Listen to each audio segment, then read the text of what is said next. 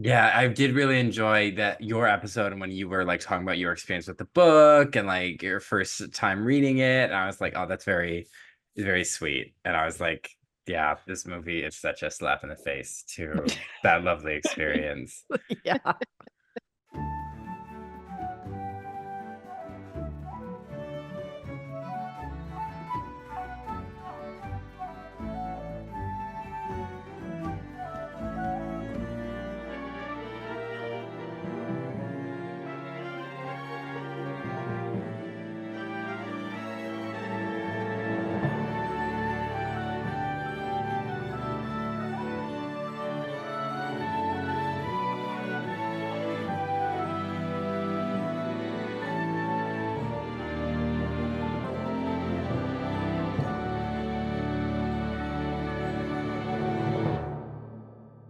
Hannah, there's Theme nothing you can music? say. Oh There's nothing you no. can do. There's no other way. When it comes to the truth. Yeah. You know what? I can't wait to talk about the history, my history, personal history with this song. And that song, Cullen famously said it's his favorite song about a blue dragon. For me, it was the bane of my existence when we watched the Glee Project because every single episode they had that song. And I literally was like, I think by the time we got to Glee Project 2, I was like, I'm not watching this. Like, I am okay. I see who got eliminated. I'm on to the next one. So yeah. Yeah, we're here to talk about the movie featuring my favorite song about a blue dragon. No, we're just gonna talk about the Avril Lavigne song. Yeah. What movie? It's just a pre-music video. It's a 2 hour or an hour and a half long music video. Yeah. Pre-music Pre-music video. video. It was on MTV. Yes, yes, yes. Only that's all it were. If only. Welcome back to Not My Fantasy, the show where we talk about fantasy films and the lore that inspired them. I'm Cullen. And I'm Hannah. And today we have two very special guests, the hosts of the Book Was Better podcast, Kaley and Taylor. Welcome. Hi. Hello. Thanks for having us. Yeah, thanks Yes. for Excited to being be here. here. Yeah, so excited to have you. So excited to have a true, like some true fans to defend Saphira's honor. Uh Yes. this one we've been talking about doing Eragon basically since we started. Yeah. And because this movie was a very pivotal childhood disappointment. Oh, And then like we have to. And we even got a comment on our latest one that was like, you gotta talk about Aragon at some point. And it's like you're welcome. Here it it's is. yeah. The 2006 movie, Aragon. It's a motion picture. It only a movie. It only The a movie. tragedy. I Oh, mean, yeah. yeah. And 2006, for some reason, this movie felt old. Like it looked old and felt old, and not in a classic way. It was just like, oh, wow. Kaley and Taylor, what are your kind of baseline experiences with Aragon and the inheritance cycle? Taylor, I'll let you go first. Oh, okay. I thought you were gonna go at it. I mean, I've read the books. I borrowed them from Kaylee. Uh, she was the one who initially got into it.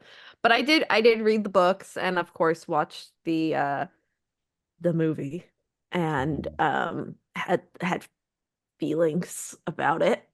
And I I remember enjoying the books. I didn't get into them as much as Kaylee did, but I am a fantasy lover, and so like give me Chosen One, give me dragons, give me all of that all day every day. I'm into it. So I definitely enjoyed reading through this book and the entire series. Yeah, I read Eragon when I was 11, I think, is when I first got into it. Like kind of right. Like I remember reading them and waiting for like the next books to come out.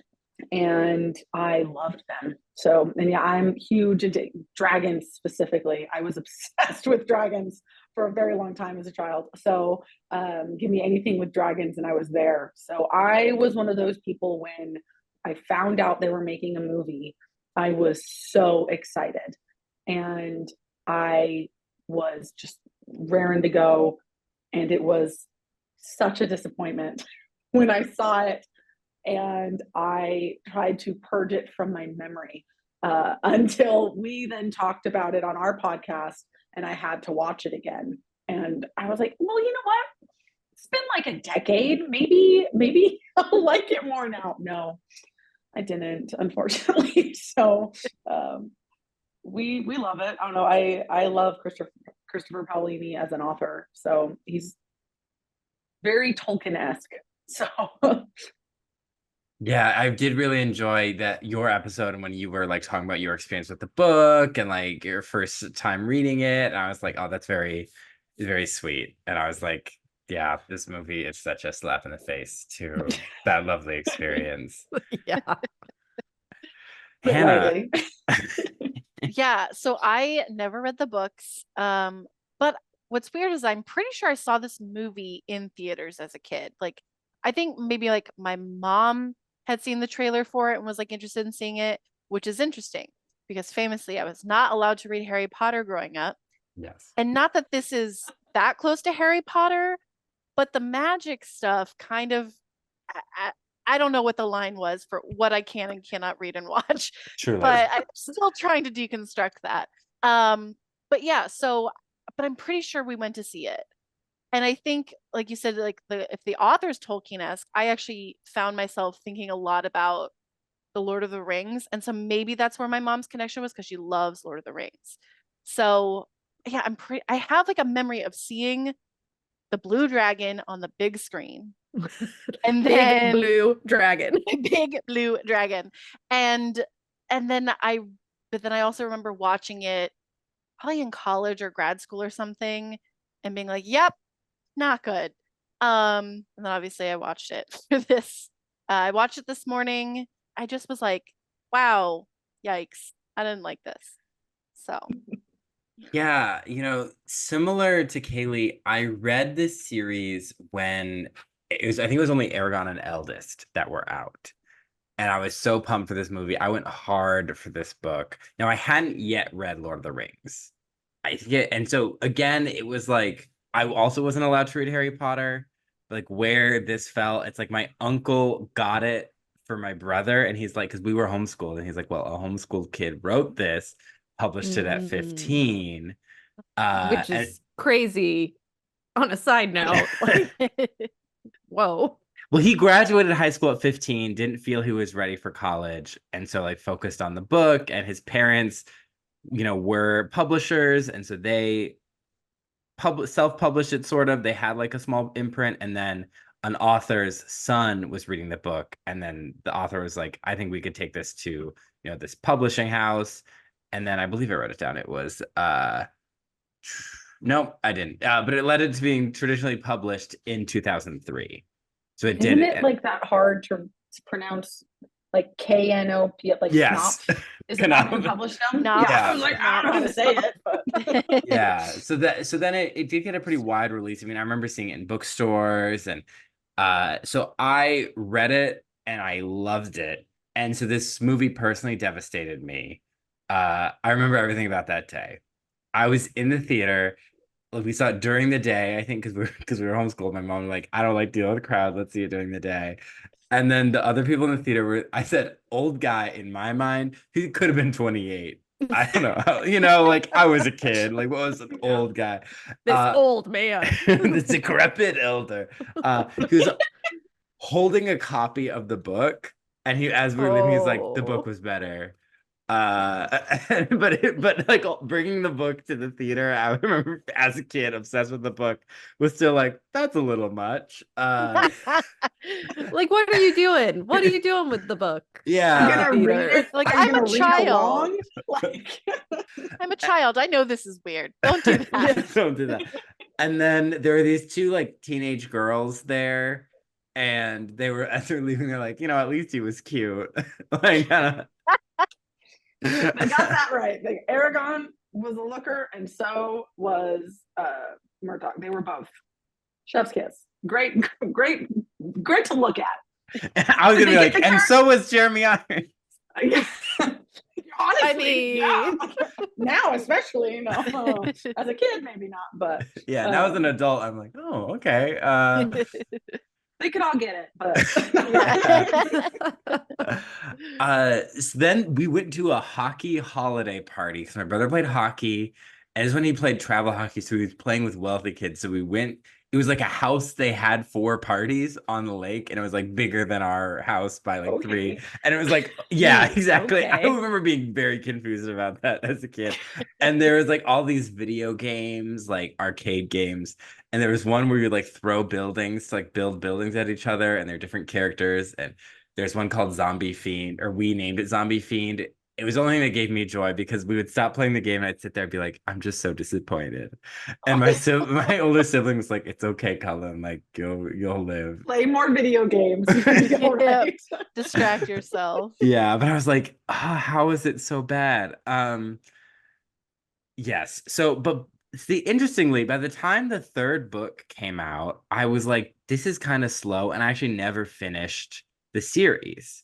I lost interest. I was in high school. I think I was in college by the time the 4th one came out. So I was kind of like, There was a big It gap. took a while. It Yeah. took a minute for him to finish it. Yeah. And They are I- chunky books too. yes, to be fair. because I just listened to the audiobook this past couple of weeks.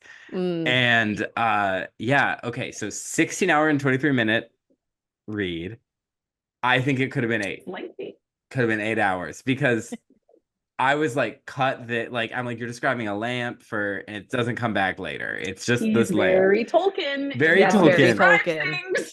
And Yeah. we don't need to know any more about the blades of grass in this field. What? What's Yeah. going on? But you do. But you do though. And like the story is very like, I'm like, the first 8 hours is almost tutorial. Like it feels like a video game, but you're in the tutorial.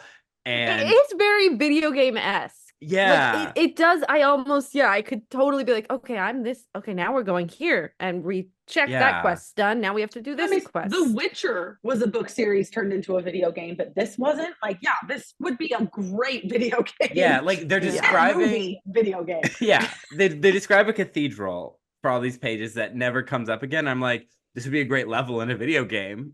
But Yeah. like it was, I was kind of like, okay, because at first I was like, this is trash. I hate this. But then by the end, I was kind of like, okay, now I see why I liked this, because all the interesting characters and interesting plot lines that I remember enjoying come in at the end. And so I'll be talking about throughout, like, instead of a lore dump at the beginning, we're going to kind of do check-ins and talk about the differences. But I think I could see, okay, this book just needed an editor, and it would still be someone described as Star Wars set in Lord of the Rings. And you're like, yeah, but that works. But like, it just needed They for are me. both classics for a reason. Yeah. Yeah. It just needed to be a shorter. For me as an adult, I was like, just cut some of this and then get to the good parts faster. But you're like, you know what? You're 15. You're angsty. He's like screaming at God, who's never been mentioned before in the book. And you're like, okay, you know. Like, oh, is there like a cosmic being? Okay. Like, Yeah, all right. Sure. Sure. Yeah. You know, I wrote things as a teenager, and I look back and I'm like, that was kind of some naive philosophy there. Oh, the book I wrote as a teenager will never see the light of day. Yeah, I have the yeah, like the PDF is buried. Okay. So this movie came out in 2006 based on the 2003 book. It was directed by Stefan Fangner. Yeah. And so this was his only, like, his directorial debut, and I think the only big feature film he directed. He was a VFX Bummer. guy. he failed the test. So- Yeah. Because this might be my hot take, but I think this dragon looks good. I was like, this dragon is up there with Oh, for Aslan. 2006, like Yeah, like it was good. I've seen there's newer CGI that looks more dated. And like this Mhm. doesn't, the dragon is not what's taking me out of the story. No. Yeah. Oh. Screenplay by Stephen Buchman, you know, Jurassic Park 3, produced by John Davis and White Godfrey. It stars Ed Spielers as Eragon, You may know him as Lindsay Lohan's love interest in Irish Wish. Really? The movie That's that's the just other came thing he's out? in. Yeah. Wow, I thought he just Okay. disappeared off the face of the earth. No, Legitimately. he was a villain in Outlander, I think, too, or Highlander, or one of the Landers. Probably One Outlander, of because I those. think that's the show, right? The show that was Yeah. on Stars. Yeah, so he's been acting, Interesting. but this was his probably like this is what is says like most known for. Mhm. Wow, he Um, looks so different. Yeah, because when I was watching that movie, I was like, do I know this guy? I don't That's know. crazy. I love the roster of Lindsay Lohan's love interests in these new I Hollywood know movies. him from Downton Abbey. Oh, Who was he in Downton interesting. Abbey? Oh.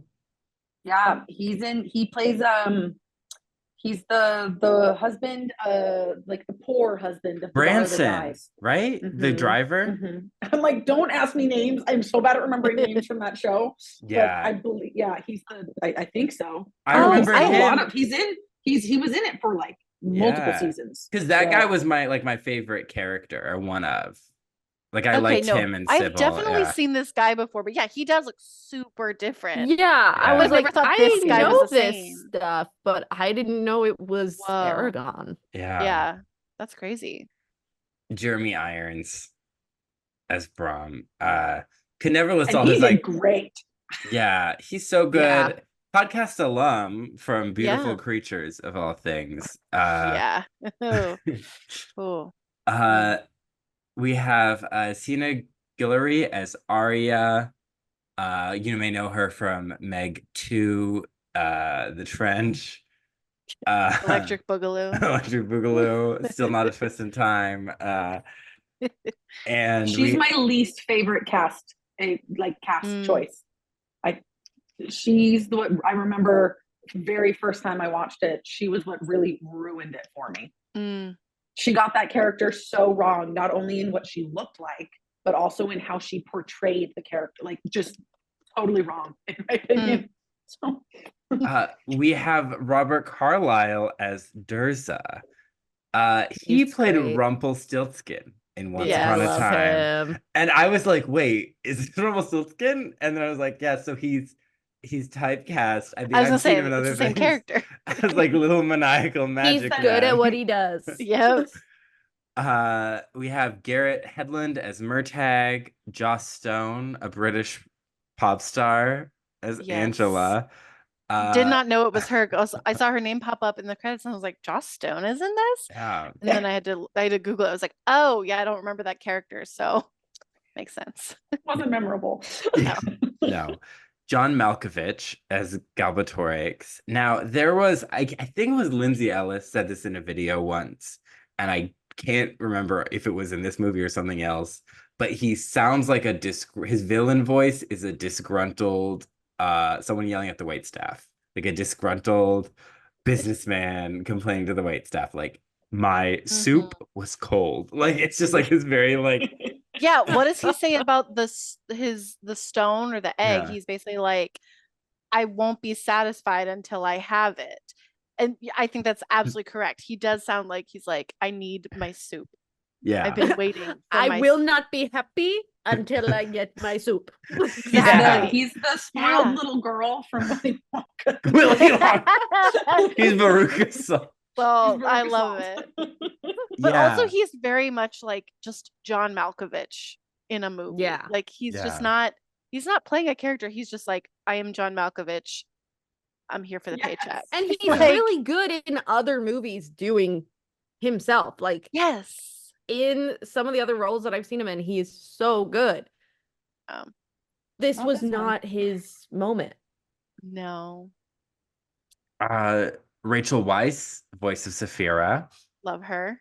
Love She's her. great. Alan Armstrong as Garrow, and Chris Egan as Roran, who I would describe as the Tadashi of the inheritance cycle. Oh, does he die in a fire? No, but I do remember, or like, so yesterday I was at California Adventure for all of May. I got that SoCal pass, and I only went 3 times. But for all of May, the episodes I will have literally just been at Disneyland the day before in May. And we went to they have a San Francisco area, and I immediately was like sending Hannah pictures of Tadashi. Like close-ups of like the family photos they have and whatever. Were you in the cafe essentially? Yeah. Yeah. And I was like, I'm sorry, what am I looking at? Are you in San Francisco? Because I didn't realize you were going to Disney again. So I was so confused. Yeah. Famously, I love Tadashi. But I could That's get that. Like, fair. I mean, obviously they don't do anything with him in this movie because, you know, this is Eragon's story today. But yeah, I could probably see that. In the books, he gets quite a bit of screen time or page time, but not in book 1. Too much, in my opinion. Too much. I remember liking him, but middle school I liked brain. him, but it slowed things down, right? So like kind of your point before, where you're like, this book could have been half as long, because it's like, why are we detailing Roran's long journey back to the farm? Just start with him back at the farm. Who cares about the journey? Like, just in medias res, you learn that in film school. Yeah, just cut it down. Shorten it a little bit. We all know what's gonna happen when he gets there. He's gonna be mad. He's gonna be sad. Like, let's just cut to the chase. Yeah. His love has been taken and his father is dead. So yeah, no, I think that's a great example where it's like you know what's happening, and they just like they pace it out, which is like, you know, sometimes when you're writing you need to do that, but then cut and, you know, like start us in the action. And so I will give this movie that it is kind of a hard book to adapt because it is so chunky, and even with cutting all that, you would have to streamline some things to make it work. Even I think, you know, I love a 90-minute movie, Hannah, but I think if I were to adapt Eragon, I think a 2-hour 15. Because I think unless you're Lord of the Rings, you shouldn't be hitting the 3-hour. But I think Eragon, you know, especially because it's also young, like similar to the length of like Narnia. Yeah. Because I think those were a really solid adaptation. Now, this movie, unfortunately, didn't receive any Teen Choice Award nominations. The most important award. Most important award. Not shocked. So shocking. Yeah. It received mostly negative reviews, leading to the cancellation of the next 2 movies, which were supposed to be shot consecutively. The best people could say about it was fun. The budget was $100 million. It had a box office of $250.4 million. Yeah, people were excited about it. We were excited to see it. Yeah. And then we were sad. It got really good DVD sales. Really? Yeah. And it had a video game adaptation that most people, I found a 45-minute video saying I played the Eragon video game, so you don't have to. And I watched a few minutes in and was like, that's all I need. Okay, I would quickly like to, because I'm going through the Teen Choice Awards from 2007 just really quickly. I mean, against other action movies, Pirates of the Caribbean at World's End, Fantastic Four, Rise of Silver Surfer, Spider-Man 3, an iconic film. Yeah. The first Transformers movie, and 300. But I would like to quickly also mention some of the categories, and I don't know if those categories still exist, but we do have Choice Chick Flick and Choice Movie Hissy Fit. And I mean, to be fair, there are more men nominated than women, so I think that's progress. That's good. Yeah. Forget the gender pay gap. It's all about how many men are nominated for Best Teen Choice Award Hissy Fit. Exactly. That's real progress. That's progress. Yeah. How many now? No, I'm just kidding. That's what I'm like, I've never watched the Teen Choice Awards, so I'm just like, I didn't even realize that would have ever been a category. And now I'm like, is it still a category? And now I'm curious. Well, you know, maybe do some Googling as we have our convo. So again, you know, we're doing our lore. Our lore is the book Eragon. So in How to Train Your Dragon, previous episode, we talked about the history of dragons. Eragon, Allegasia, you know, it's very much its own world full of its own stuff, but very similar to Lord of the Rings, I would say. We have humans, We have elves who are tall and immortal. We have dwarves who live underground. And we have Urgles who are like horned people that are orcs. But we get they're They're basically essentially the orcs. same thing, but Yeah. Basically orcs, basically goblins. Like, Yeah. They get a little more depth in some of the later books, but yeah, because there's even like super Urgles called like Scrawl, and that are basically like Urukai. yeah, well, you've got like the Razak, or Yeah, however the you're supposed to bird pronounce that. bird-faced people. We get our classic in this movie, we get our classic fantasy prologue. Unfortunately, Kate Blanchett wasn't in this movie. It wasn't available. sadly. RIP to me. So we there's Jeremy Irons. I mean, it's Jeremy Irons, so it's actually He's not. so good. Yeah, Yeah. he's Yeah. good. So he's talking about Algasia used to be ruled by dragon riders until the Fire Nation attacked. Like the one guy went rogue after his dragon died and brainwashed the other dragons, and he killed all the dragon riders and has his own kingdom, which is a succinct way to sum up a lot Like of the 3 chapters worth of yes. So in the movie actually opens similarly to the book, where we get these elves being attacked. Are they elves? I mean, she's an elf, but this movie doesn't do like the things to signify the fantasy creatures, like Right. the ears or the height. It's like or they were the... trying to be progressive, but we're like, no, we need you to tell us like Yeah. what they are. Yeah. At least aesthetically, maybe in yeah. So but yeah, he attacks. And he's trying to get this blue stone. So this shade, Durza, Robert Carlyle, red hair. He's throwing spells. And he's chasing Arya, the elf, who I feel like isn't dark haired because of Liv Tyler. I think they were trying to not Mm. make her Arwen. Okay, that's a good point. That's a fair point. I haven't thought of that before, but I always just talk about like it's going to be so hard to get everything right in a book to movie adaptation. You know you're not going to, but you know what's really easy to get right? The looks of the characters. Yeah. Authors always take the time to describe their like main protagonists in pretty good detail, right? Like the easiest thing, in my opinion, should be you at least get the basic look of the character right. And yet, no pointed ears, no dark hair, no dark eyes, like no, like it's like right from the beginning, I was like, that's not Arya. Well, Like, right at the beginning of the movie. especially with her, because as like a love interest, I feel like she's described a lot. Like Eragon, I guess, does have he be looking. He be looking. Eragon does have dark hair, I guess. Didn't pick that up as a kid. He was blonde in my head.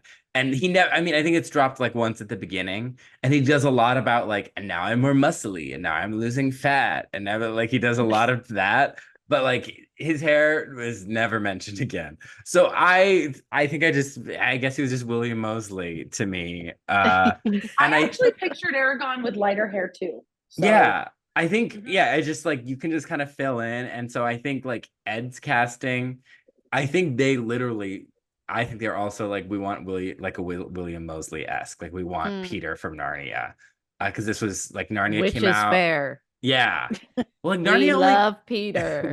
we do love Peter. Narnia only came out a year before, Yeah. but I think Interesting. the industry is always kind of reacting to itself. She sends this blue stone away. We'll focus on the movie, and then I have a check-in ahead of us. So what's happening before our eyeballs? So Eragon is hunting, sees the blue stone. He takes it to the butcher, who is like, "You have expensive taste. Look at my fancy strip." And then then he's just like, "Oh, well, I don't have money. I have this blue stone." And he's like, And he's like, I got it from the spine. He's like, oh, it belongs to the king then. Mm. And he goes out, his town is very dour. The soldiers are conscripting people left and right. They're going to the war. They're bullying Brahm about chickens. Yeah. And he's gonna fight, but he seems to be concerned about what Eragon is thinking about him. Mm. He's like, I'm not gonna fight. So our aesthetic is already giving like a Once Upon a Time kind of town, or The Legend of the Seeker, if anyone remembers that Ooh, show. That's a reference. Yeah, where Talk it's about like an attractive protagonist. Woo. they're like, we don't have a budget for like a full-scale medieval town, but a lot of huts and trees were there. So yeah, things are pretty sad. But he goes home to his nice little idyllic farm. Take a shot each time one of our protagonists lives in a cute little idyllic farm. He's not bullying animals though. I was just gonna say he's not Taran from Black Cauldron. He's not tormenting animals. He's wrestling with his cousin and like sword playing and like leaping around. And they're just having a good time, but Roran is like, I gotta leave. As Gabriela Montez would say, I gotta go my own way.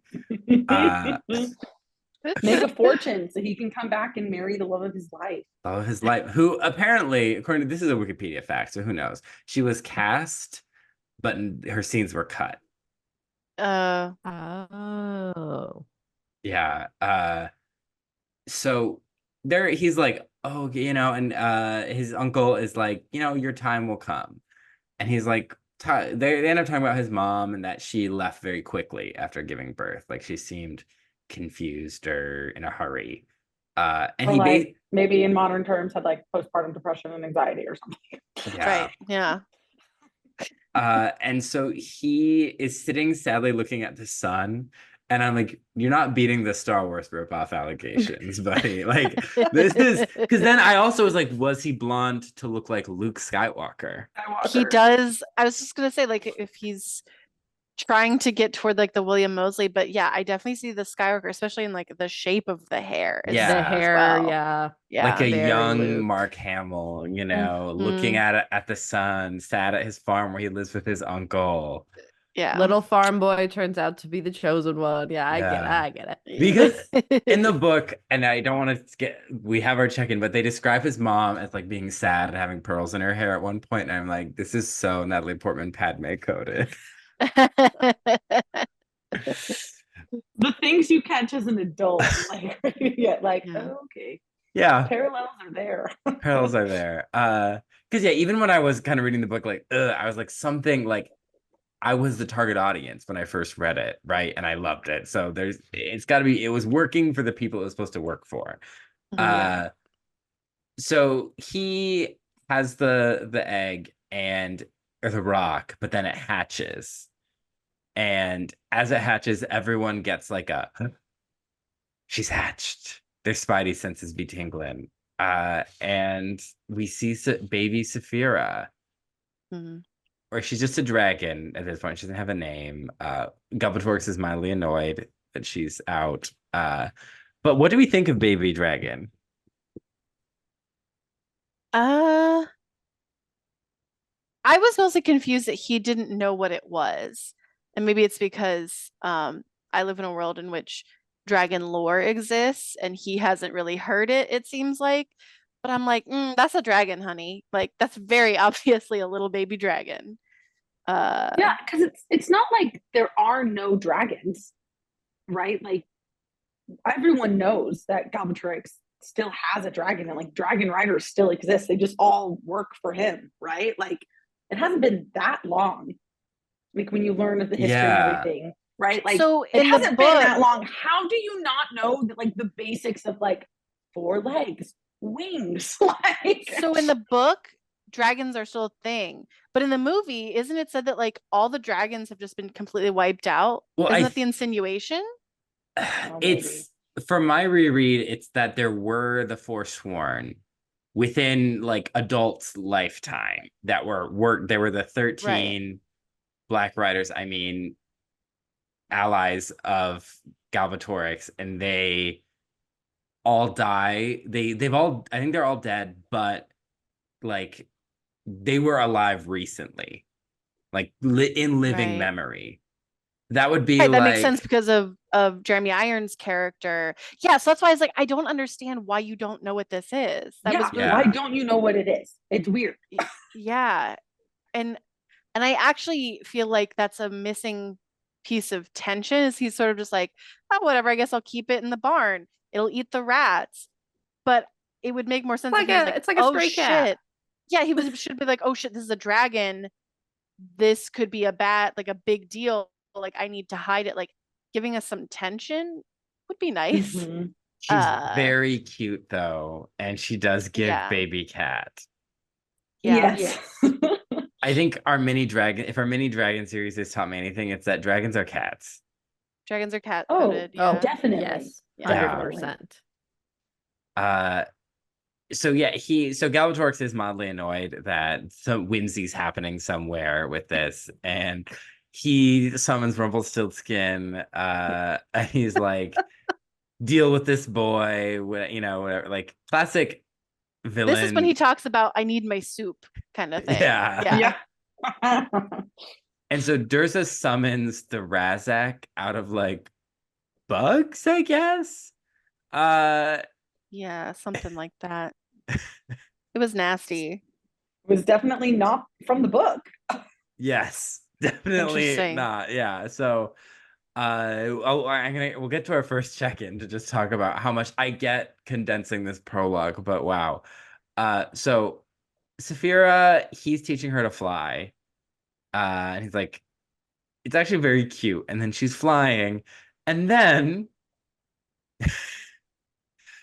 maybe the oddest choice of this movie, she just instantaneously grows. Yeah. Okay, so you're stunned by this. Is this something that is not in the book? Yes. This should shock. Okay, good. We're all on the same page. A page that I did not read. Quickly. Right, but not in the sense that he like talks about like, wow, last week she was the size of a dog, and now she's the size of a small horse just a week later. Sure. It's like Renesmee from Breaking Dawn. Yes. I get that. Mm-hmm. Yeah. It's like she flew up in the sky and then just was magically bigger. She like shot her like little fire thing, or like when it was lightning, I don't know. And then instantly she was like, I'm big now. I'm a big bitch. Another thing she can't do in the books for quite some time actually is breathe fire or she has to learn anything of any kind. how to do it. Yeah. Because she does. She kind of, maybe it's not fire exactly, but it's fire adjacent. But then all of a sudden she gets to the ground, she's like, what's fire? And I'm like, girl, I saw you. I saw you up there. You're a dragon. You inherently know what fire is. What? Yeah, well, because she also comes down as like, this is my name. This is who I am. I'm Saphira. Yeah, that's right. I can read your thoughts and you can read mine. Yeah. Moving on. It reminds me of it's like a literal in narrative diegetic version of when Tarzan like jumps in the air in that Phil Collins and like and then he's an adult, but in that the implication is time has passed. He's just still in the same bullshit. Time has technically passed in the cloud, but it's only been minutes. In the cloud. It's magic cloud. It was a magic cloud. Yeah. Okay, I'm so glad. I'm also confused. You guys are confused. Okay, good. Yeah. I mean, that's not good for the movie. That's not good. And so he's like, okay, I need to figure out more about dragons. So he goes to Brahm's house first he's at the tavern. Brahm is complaining about Galvatorix, just like, there used to be dragons. He's like, back in my day. Oh my God, Jeremy Irons. Are you here with us today? And the soldiers are like, shut up, because this is like police state. And District 12, like I was just gonna say, yep. The peacekeepers. Eragon is like, ooh, he knows. And so he goes into his house, rummages through his stuff, classic protagonist move. It's giving Belle. I grew up on a farm. I remember to see people's stuff. And Brom comes in and is like, get out, get out. And he's like, no, I just want to learn. And he's like, get out of my house. I don't care that it's Oh. your property. We didn't talk about the scar on his hand. Yeah, he gets a swirly scar. Uh-huh. It's And too big. It's when way I saw too big that, in the I movie. said, honey, that's ringworm. I had that when I was a kid. I know it when I see it. You need to get that checked. You need Yeah, to go go to to a the doctor. doctor. They don't Go to have the a healer. doctor. Go to the town healer. Like, put Yeah. some mud on it. It'll be fine. Gertrude. That's her name in the book. She's a character. Well, there you go. Go to Gertrude. So okay, we're almost. Where's my next check-in? Where is it so late? Okay, no, we have to do this earlier. Why did I put it so late? I put it okay. So check-in where we're at. The book is way slower. This is like going through the book on like 15x speed.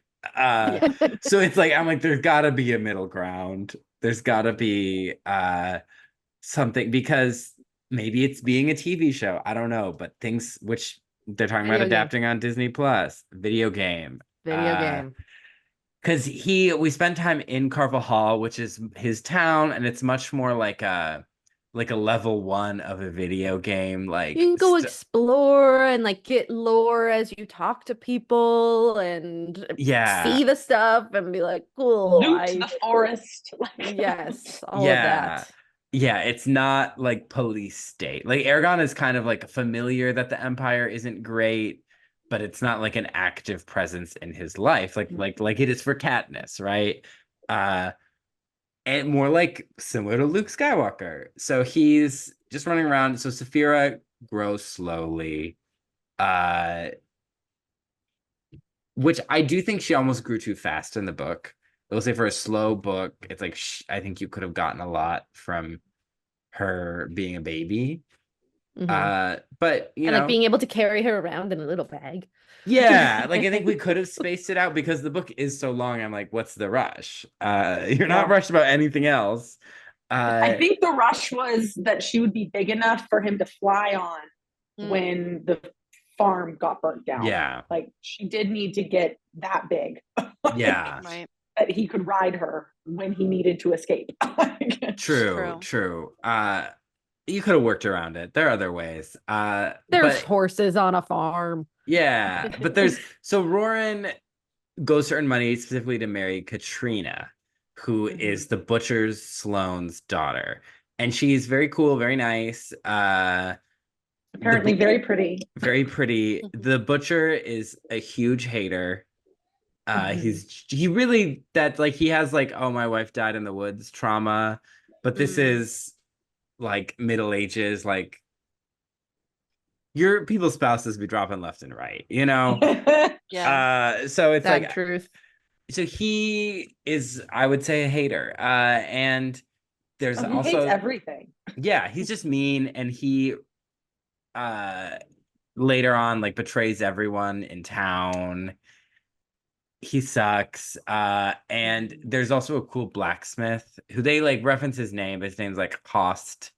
And in the book, like he's there, he has like a wife and kids, and like he's like a leader in the town, and he's like their ally, and the butcher is like always attacking them, not attacking, but like just putting them down. There's also Eragon has the travelers inspect the egg, who are these kind of Romani coded people, or similar to like the Tinkerer, you know, like they travel and they sell things, they bring news, they put on plays. It's like a festive time. And so he has someone appraise the egg, and he's like, this is like kind of magical, like I don't know what it is. And so like his uncle knows, like people know about the blue stone he found. Yeah. And but people are wary about it because the Spine, which is like this mountain range where he got it, is considered like haunted. I wrote Eragon as a dumb brunette. I did find him very annoying at first, and I think it's partially intentional, partially he's written by a 15-year-old. But it's like it wasn't always his dumb things that annoyed me. I don't know, just sometimes it's like, shut up. I was like, Though I feel like that is also a little bit Luke Skywalker-esque. True.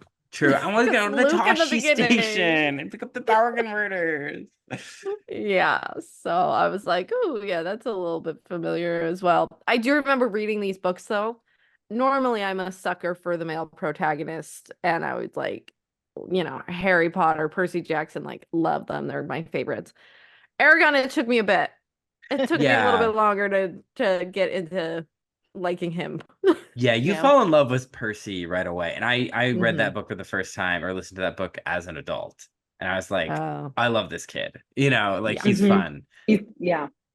Yeah, I love Aragon. Saphira right away. Yes. Yes. Yeah. Yeah. If you notice, I said defend Saphira's honor. Yeah. Yes. I don't think I'm giving Aragon any of those honors. I think he's a good POV and but yeah, he's not. Yeah, he is annoying though. There is a lot of gaslighting to him. I will give that in the book. There's a lot of people withholding information. He's asking, they're like, this doesn't concern you. And it very much does. Yeah. Yes. And so I would Very be much. annoying about that. And he is 16. Yeah. Yeah. Yeah. Right. And like think of 16-year-old boys, I mean, I was one myself. And yeah. So that's why I was like, okay, he's supposed to be. That's correct. That's how they would be. But yeah, there's in the book he's 15, the movie he's 17. Mm, Because I think they interesting. wanted him to be I thought hotter. they did. They aged him up. Mhm. Yeah. They do that a lot in movies. They age him up very often. Yeah. Yeah. I And then they mean, act the same way. And I'm like, Yeah. so you're It supposed to be doesn't like work almost an if you're adult, almost and yet an you're adult. still acting Yeah. You like should be this. smarter. yeah. I mean, hey, we even get that in things like Sleeping Beauty and Little Mermaid. Just for whatever reason, in like the American mindset, we're like 15's a little young to fall in love. But 16? It's time. You got it. Yeah. Get out there. Go get it. Yeah. So Brom in the book is specifically like the town storyteller. Mm. And there's a whole scene where Eragon visits him and they're talking about dragons. And you get this idea that they kind of have a rapport without it being too explicit, which I think is actually one of like Paolini's like strongest aspects of the earlier thing, is that he doesn't over explain whether like the exact details of their relationship. It's like they know each other from town, they've known each other a long time, but you can pick up that like Aragon's the kind of kid that asks questions and Brom has like a fond annoyance for it. Mhm. Yeah, that's not clear in this movie. Like it's sort of like he's sort of like a vagrant who happened to be in town recently. Like that's the vibe I get from him. Because like, I don't know. Yeah, why was he in doesn't- trouble for having chickens? And like Aragon doesn't really seem to That's like the actually question. like know him until he goes into his house. But like he sees him with like the chicken thing, and it's sort of just like, yeah, this guy. Look I at don't know. all The those king's chickens. How dare he? The Look at all those chickens. Yeah. Vine related. My coworker was talking about she went to jiu-jitsu with her daughter. They had like a mommy-daughter Mother's Day jiu-jitsu class. And she was like, God. Mama, you just yeeted me. And she'd be like, how do you know that word? That is so funny. Oh So, my God. yeet You is yeeted me. common enough for, I think she's 5, 4. Wow. Yeah. It's in the vernacular. It Yeah. is. Yeah, Didn't they add it to the dictionary? I think so. Oh my Probably. Yeah. goodness. I love that. I love What a time to be alive. Yeah. This is us. And the dragon mark isn't as like a big swoop. I imagined it though as like a big ass silver oval on his palm. So I'm Oh. sure I imagined it wrong, but that's how I picked it I up. always pictured like kind of like a starburst, kind of like really bright white, and then it kind of like shoots out a little bit. That's how I Ooh. always pictured it. Yeah, I thought it looked kind of like a magic scar. Like Yeah. it's not gonna look normal. but it's not Mhm. also this big ass blue swirl. It's Like it looks like a scar still. Like it's supposed to look like Yeah. a scar. That's how they describe and what it. this boy has is ringworm. I'm Yes. telling you. Exactly. And so Brahm explains Dragon Rider lore that the elves essentially were colonizers Mm. because like the dwarves and the dragons were native. The elves came and the Urgles followed like fleas on rats or so like that Mhm. like simile metaphor. I'm sorry to my siblings English teacher. That It's just an analogy. It's good. it's Yeah. just an analogy. Yeah. I that stuck with me. I remembered that from the first time I read it. But so the elves colonized, the Urgles followed, and the elves and dragons fought. But eventually they reached an understanding, and the riders were formed to keep the peace. And then they formed their kind of like Jedi CIA overarching government thing where they The were Jedi circle, Council. yeah, the circle. They kept in charge of they kept things in peace all across the world, and they were only elves and humans. And they were like, as a child, that people would be brought before the eggs would hatch because the dragons gave a certain amount of eggs.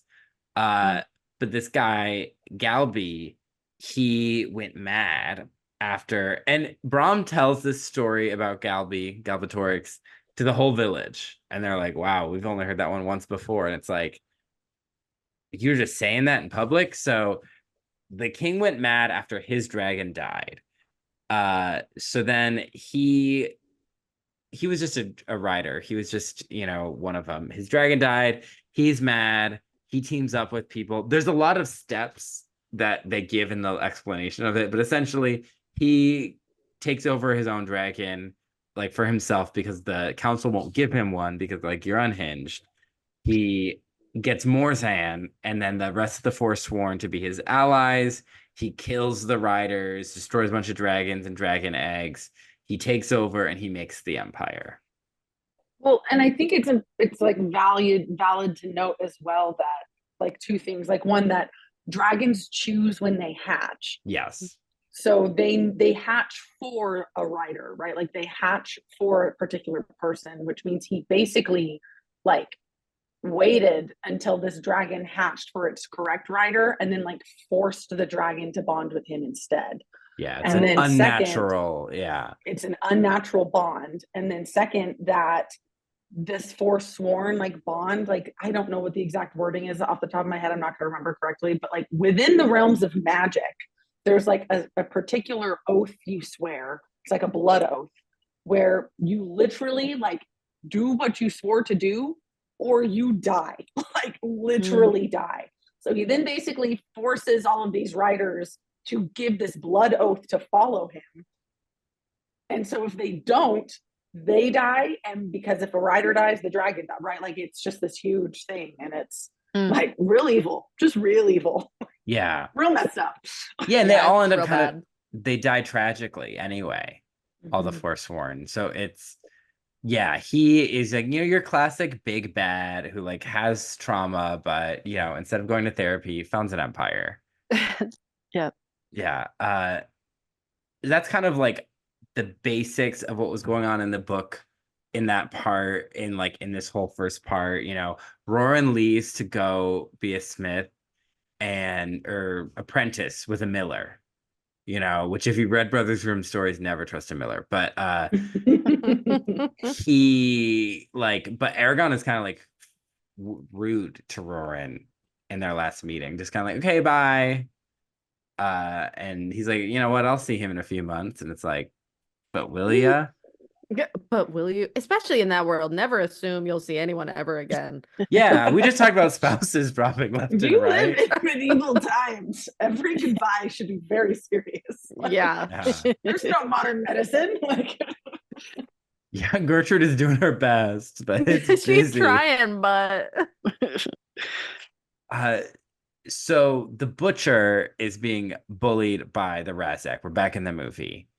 And he is like, oh, this kid named Eragon, Shire, Baggins, and So the Razak are after him, and they're still bird people, like they are in the book, but they're like buggy and they're like very obviously inhuman, and they're not hiding it. So Saphira, he's running back, but Saphira swoops him up and is taking him away, and she keeps telling him to hold on, and he keeps trying to let go, and she's like, hold on, hold on. And I'm like, did this inspire Avril Lavigne?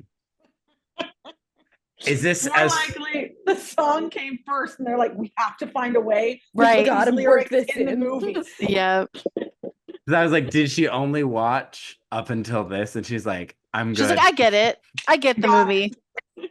Because someone described it as the love theme from Eragon. And I'm like, to me, this isn't the song about a song about an elf. This is a song about a blue dragon. Yeah. Saphira is singing this to Eragon. Mm-hmm. You know, That's accurate, I'd say. stay strong. I'm here for you. Nothing you Yeah. can say, nothing you can do. You know. So I have this core memory because I have to talk about this song for 45 minutes. But I have this core memory on I think it was the Today Show or Good Morning America, where they have those performances, and she was there to sing the song for Eragon, and they were like, "Oh, she's singing the song in the movie Eragon," and then they're like, "Do you believe in dragons?" to Avril Lavigne, and she goes like, "Yes, I believe in dragons," and that started because I was like, amazing. because it's not like, oh, do you believe in fairies, which is like such a Tinkerbell, like that's like a thing. But I'm like, do you believe in dragons? And I'm like, what is she supposed to say? No, I don't know. No. There were flying dinosaurs. That's a dragon. That's a dragon. She's like, actually, I believe in pterodactyls. Glee would go on to cover this song twice. So it is not only about a blue dragon, it is about a pregnant blonde Christian cheerleader. And then later through via this song gets back together with the boy, now man, who essayed her, causing her to be pregnant. Yeah. So that Gotta love Glee. Yeah. Whoa, I did not watch Glee. Yeah. Because the Glooniverse hates women. Yep. But also on the Glee project, they sang it every time they got eliminated. It was their version of "'Cause You Had a Bad Day." Another song I don't like. This was on Avril's third studio album, The Best Damn Thing. It was written by her and supervillain / I think Swedish songwriter Dr. Luke. We know him as the antagonist in the story of Kesha. Oh yeah, this is the same era as Girlfriend. Yes. So my God. It was her highest peaking airplay single since Complicated, which peaked at number 1 for 1 week in 2002. This peaked at number 14 on the Canadian Hot 100, spent 20 weeks on that chart. In the United States, it spent 21 weeks on the US Billboard Hot 100, peaking within the top 20 at 17, charting below Girlfriend. And according to Wikipedia, this upcoming fact, so grain of salt, it was on one of the songs shortlisted for Best Original Song at the 79th Academy Awards. But it was not among the final nominees. That's crazy. I wish it was. Just imagine a world where it's a fine song. It's a good song. Yeah, you could say Eragon was Oscar nominated.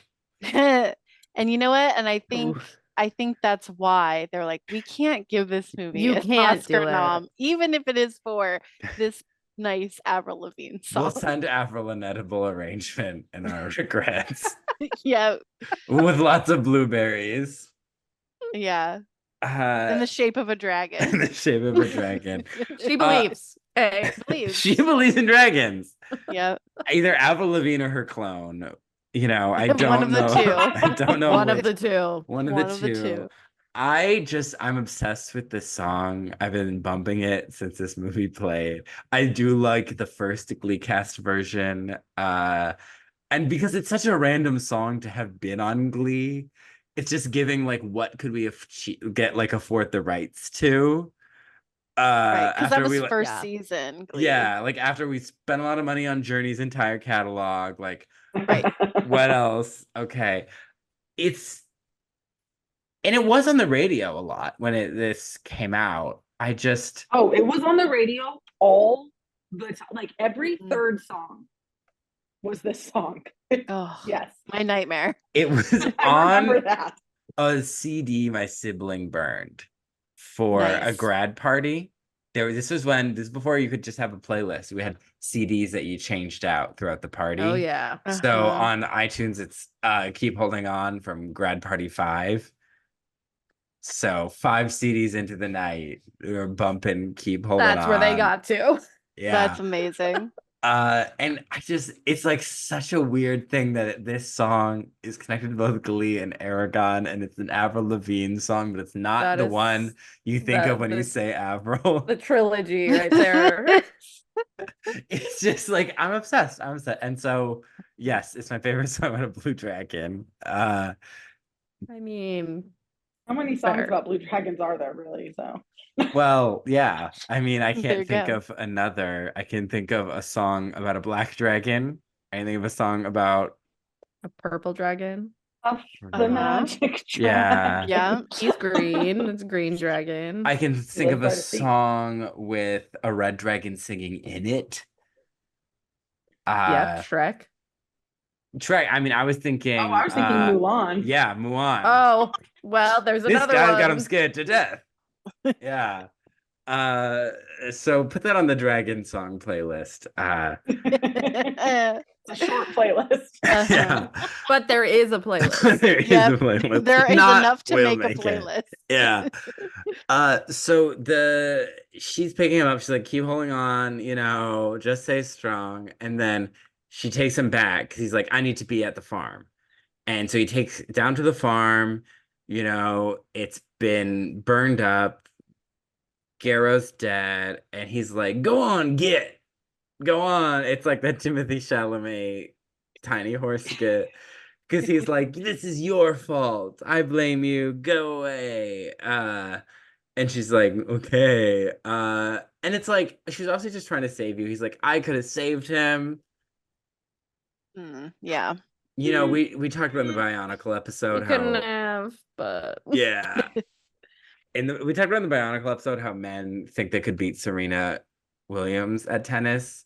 And it's like teenage boys think they could beat anyone in a fight. And it's like, these bird bug people probably would have got you. I can take the bird bugs. I think the bird bug. I'll just squish them under my foot. And then Brahm is like, well, let's light him the fuck up. He's dead. Funeral for a king. I'm burning your house. Let's go. Get on a horse. And this is where I start to. So Eragon's in this leather jacket, which a peasant boy wouldn't own. This is where I think I texted That's all Hannah. they wore then. Leather. He's in in leather pants. Yeah, I texted Hannah that the costumes in this movie were so scared to be cunty that they couldn't be good, and it's because I will give way to describe it. That's so good.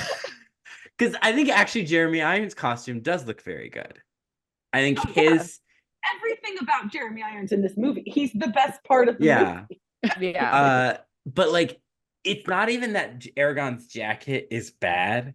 It's the way they do it where it's like he buttons the top 2, but not the third. And I'm like, yeah.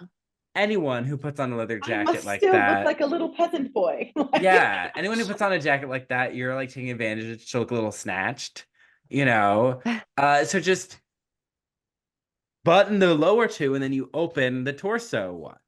Yeah, of all the 2. Of all the 2 to button. It's like to give you the silhouette that you're He looking must for. be a poor peasant boy with his little button jacket. It's like when people button, I know it's a style thing for some where you button the top buttons of a dress shirt and you don't do the I don't like it then either. I don't like it. I hate it. I'm like, I guess I'm old, but I'm just like, yeah, I was like, it's like, why are they doing this to him? Why, it's a crime. It's a crime. And if it would have been too tight for him, make a different jacket. Yeah, like you literally have a costuming department making them for these specific actors. He's the lead. Like, get it right. Yeah. Because it's like, it could be, it's like you're so close, but I don't get this choice. And And then, because then it makes those like long, I went to a Ren fair recently. I had to figure out how to dress myself. You have those long linen shirt, and then like because it's Mhm. long, it like gives that pajama thing. So like you need Mm. the Flynn Rider look, and it's Yeah. yeah. Because there's certain genre of fantasy movies that I call set in a Ren fair. Doesn't mean they're bad. I would call Tangled set in a Ren fair. Looks Oh, great. for sure. It looks Yeah. great. This movie set in a Ren fair, not as good. But yeah, he lights him up and he's like, "We have to summon your dragon." He's like, "Oh, I can. I told her to go." And he's like, "Don't lie to me. I thought we're gonna not lie. And summon your dragon. You're mentally linked. We gotta go to the Varden." Which, if we're doing another book check-in, I think this is a great place to speed it up. Because in the book, it's like he dies, the uncle dies, Eragon's dragging him back, Saphira's helping, he passes out for one of like 45 different times. He passes out a lot. Because I think the author is young and trying to do in media res, right? But he doesn't know how to just like cut ahead. So it's Yeah, always like you can't just cut. You are Yeah. allowed to. yeah, you pass out. You and can then- just time jump. You don't have to like make your main character pass out to do a time jump. So, yeah, like he passes out, and then like they find him in the village, and he's with Gertrude, and then Garrow's slowly dying, and then he dies, and then it's a funeral, and he's mad at gods, which are now maybe part of this world, which was much more non-denom before. And then now he's like, they're debating, like his story doesn't add up. What's going on? And he's gonna run away, and I'm like, I will give it's like that you got us to where we knew we Just were run going. away. Just run Just run away. away. Yeah. But they also changed the quest. So initially he's going to find the Razak, which are bird-like thing people, but people can still think that was a weird guy. Like they can interact Because with they're them. hiding. They're like wearing cloaks and scarves and like they're trying to blend in the books. Yeah. These are just like, they look like something Yeah. at Halloween Horror Nights. And he's like, where I'm gonna get revenge on the Razak. Mhm.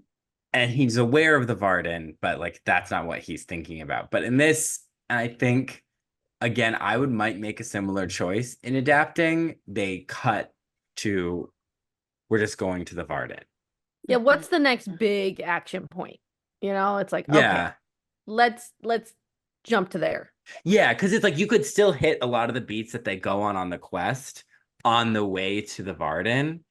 So you wouldn't have to change that much, but it would be much like you could streamline things just a little more. And that is like that was the part of the book where I was kind of like, all right, I was the meme like, when does this get fucking good? Click, click, click, click, click, Isn't it Brom dying in the book that like finally gets him to be like, okay, this is bigger than me and my revenge. Like, Yeah.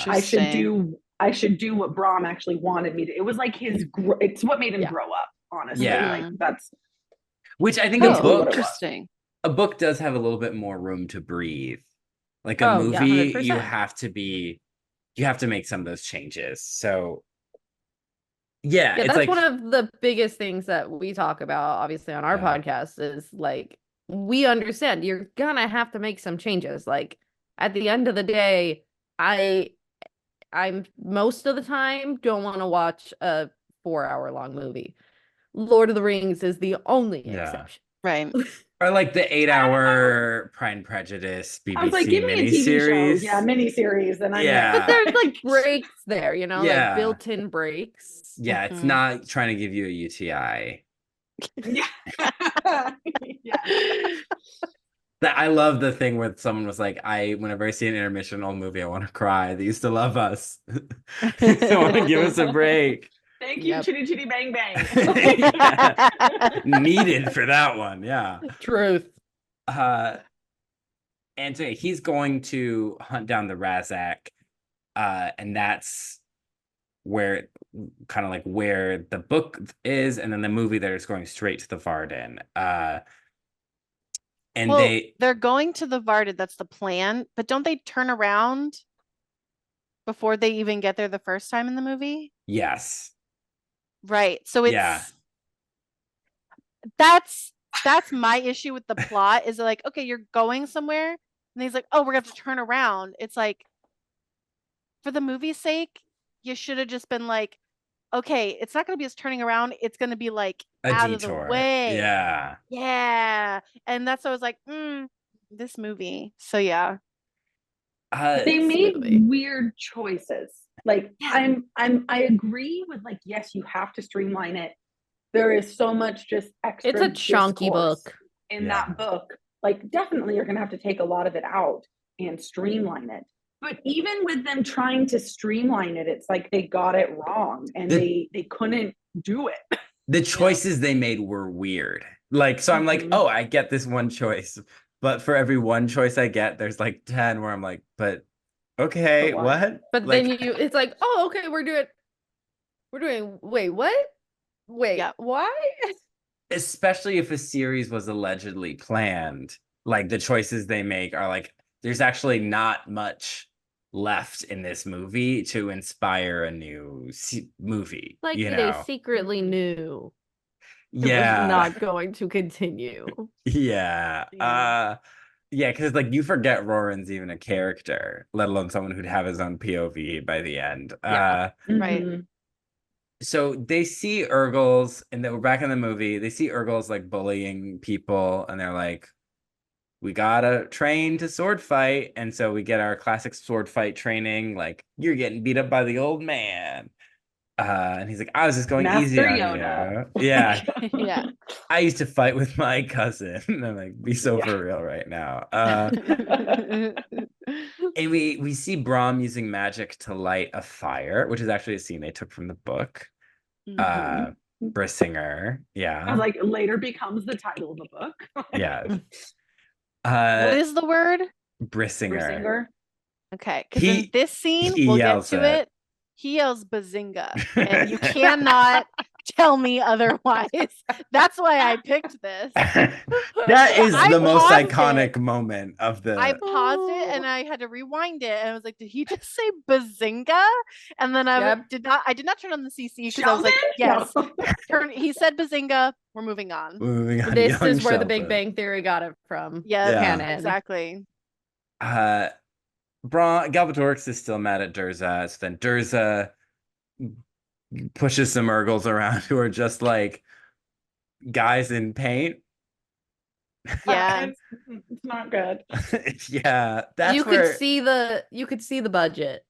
yeah, Yeah. that's where it was like It was this. all put in Saphira. It all was of the all- budget was put in Saphira. Which Yeah. you know what? I'm not mad about.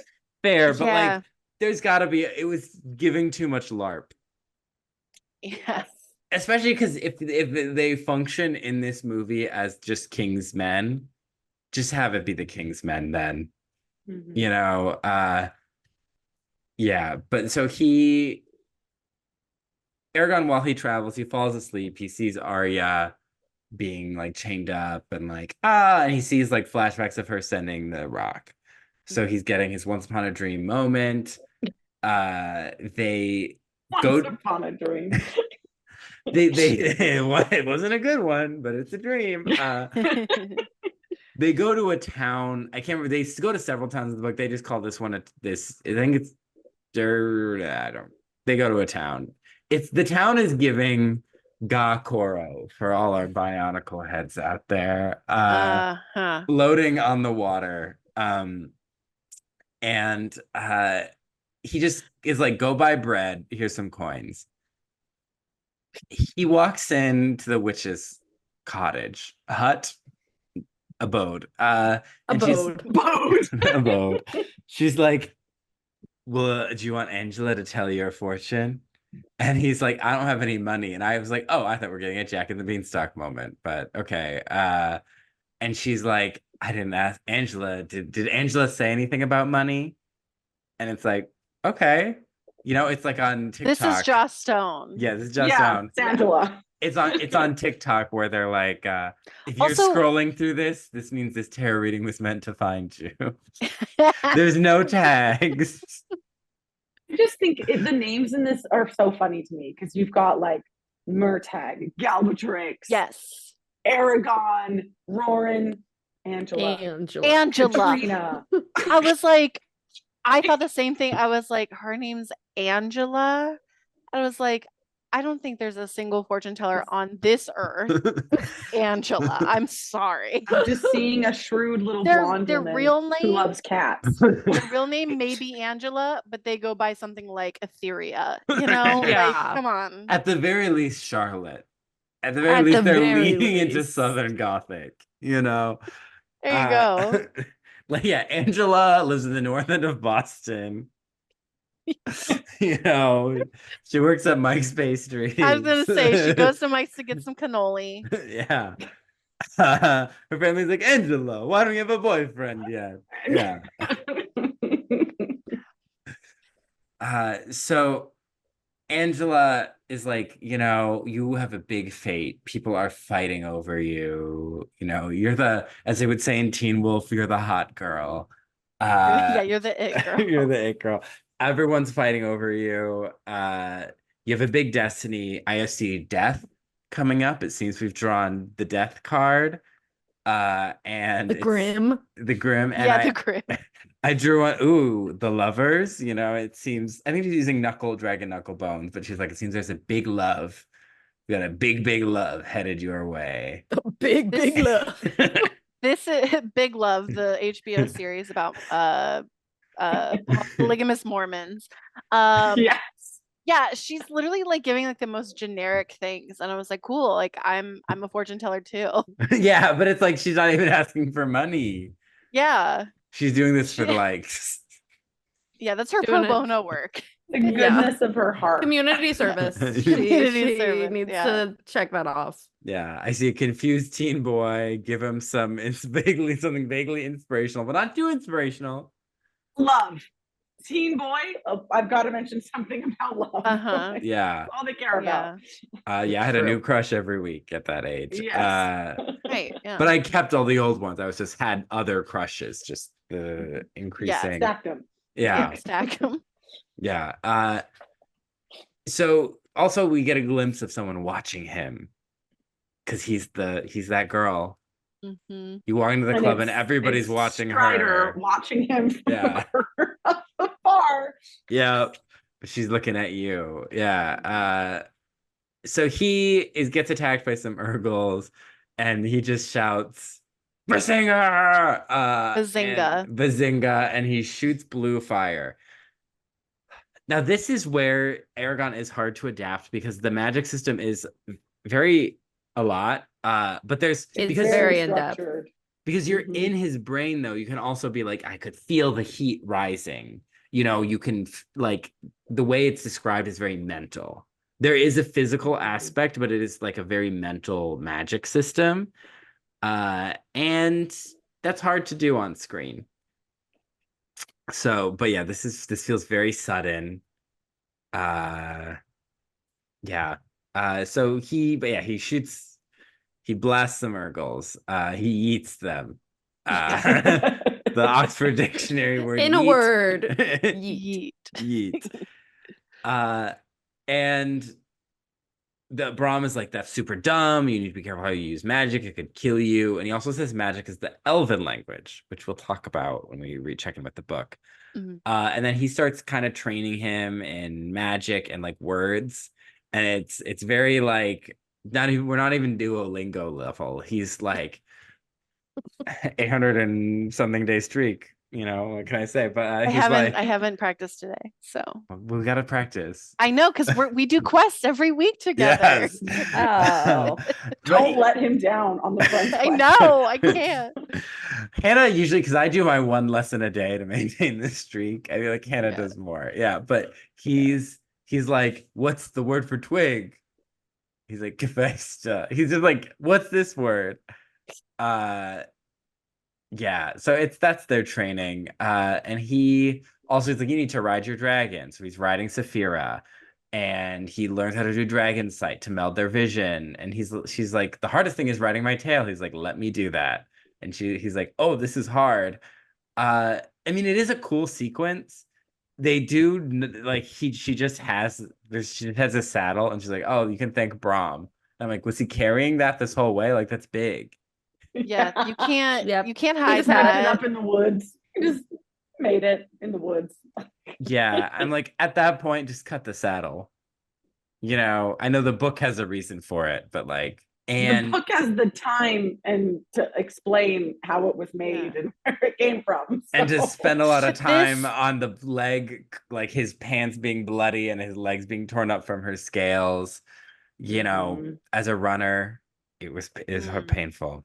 Yeah, this there's no discernible reason for the saddle. Yeah, And like it brings me back to How to Train Your Dragon, where like it was very much to keep him balanced and that had a seatbelt.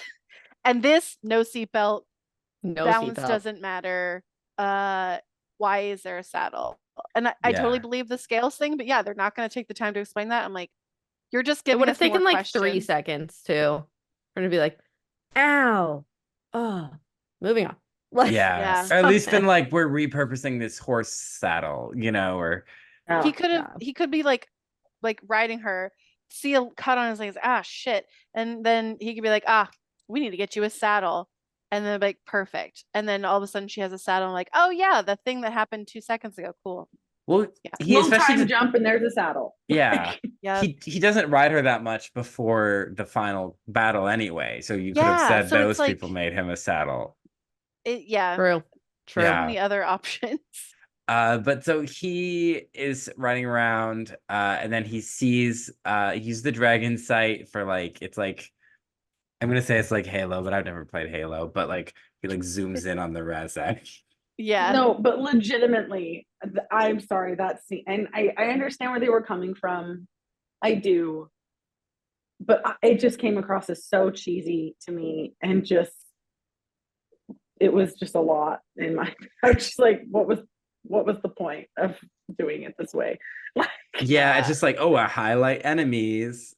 It's like he Like scrolls his cursor radar. over them. Like, yeah, it does highlighted. it very does it gives me like UI in front of you, like you're wearing the Google glasses or something. And like the zooming in, I don't think any animal's eyes can actually do that. I don't We think like that's a talk thing. about, like eagle eye, but it's like, no, they just can see They- well Yeah. far away. It's They not like don't they zoom zoom in. their vision in Yeah. on it. They're not And- Kopaka Toa Vice. Yeah. And also like the visual that they use to like, okay, you can sense the enemy is very much like it's been highlighted on the UI, but really it's like heat sensory or something. But the Yeah. visual is really, it's oddly modern. Mhm. Yeah. It's- Adds it's to It's like the modern warfare. Yeah. Yeah. Call of Duty. Yeah. It added Again, this video game. yes. Yeah. We make it work. Needed to be a video game. So he sees the Razak attacking Brahm. He fights them. They die. It's a fight, Yeah. and he calls them stupid. You could, because Saphira gets injured, so you could have killed your dragon, you know. And then who'd you be? A depressed, sad boy like me. Exactly. My dragon's dead. And he's like, I thought no more lies, and whatever. They're healing the dragon, but meanwhile, Durza is like, I need to get this teen boy here. How am I gonna do that? Oh, I have this teen boy. I have this hot girl chained up. So he does this like mind control thing where he like stabs her and he like controls her dream version, and he has her cosplay as the fiddle lady from Celtic Woman, who like dances around. She's like, I'm the princess. I'm in Elsmira. You're my only hope. Come save me. Save me, Obi-Wan. You're my You're my hope. No, yeah. And so he's like, oh, I gotta go save her. She's the one that sent me the egg. Like, she's needs to be saved. And he's like, Brahm's like, that's the other direction. And he's like, that's why your dragon's dead, because you're a coward. It's like, He very easily could have said, this could be a trap. Like, Yeah. voice of reason. He knows that like they're being hunted, he could be like, this could be a trap for all we know. We know, don't they at this point know there's a shade involved, right? Yeah, I mean, someone had to So make those bugs become Razak. yeah, so it's like a very simple choice of being like, he could have just said this could be a trap instead of him getting to assault Rom. Like it just, I don't know. I forgot to mention, but there's this running gag of like 1 part's brave, 3 parts fool, and he's like, I'm brave. Yeah. Are you? Yeah. Oh, yeah. Well, and it's one of those things that I just think too, where they took the basis of that part from the book, but then just like totally shifted it and changed it into something else entirely. And it's one of those decisions where I was like, but why? Yeah. You didn't simplify. Like, this is not something they simplified. If anything, they made it more complicated than it even was in the book. True.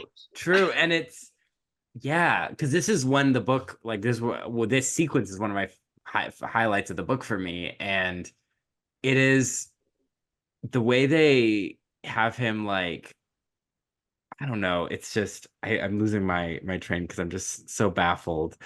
But like, this is where basically they were going in one direction and now they have to go in another direction, and they do go out of their way even in the book, but it's not like the complete opposite direction. Yeah. So, and then that messes with the time, right? So like if we went one direction for so long and we still need to get to that area, and Brahm's like, just as fast on foot as a flying dragon. Yeah, so I'm like, how are we actually going to get there in time? It just... The logistics. So this movie has the opposite problem of the book, in that the book sometimes falls into what I call Beauty and the Beast remake logic, where they like over-explain every aspect of like magic or what, like, it's like he heard the why don't they just fly the eagles, and is like, comes up with a reason. Let me tell you. Yeah. It's like, comes up with a reason for everything. Like, why doesn't he just march his army through the woods and look for the elves? And I'm like, it's magic trees. Like, we're good. Okay, keep going. Come on, guy. You know, he's like, this has the opposite, where it's like, the logistically makes so little sense. And again, I'm like, there's gotta be a middle ground. So yeah, he flies off. He goes to her, she's all chained up, and she's like, I didn't summon you. Oh no, you have to leave. And he's like, Durza, It's a trap. Yeah, it's a trap, Admiral Akbar. And Durza is just like, oh, I was expecting more. Just more. This wimpy little boy. And it's giving How to Train Your Dragon. Yeah. All you just gotta you just gestured to all of me. Yeah. And he has more magic, and he's gonna stab him, and Brahm somehow jumps in the way. He's somehow there. And then Murtagh helps them escape. Saphira crashes through the ceiling. Murtagh's shooting at opponents. They run away. Also, she's conscious, the elf, Arya. She's awake for this. And Eragon shoots at Durza in the forehead, and he disappears.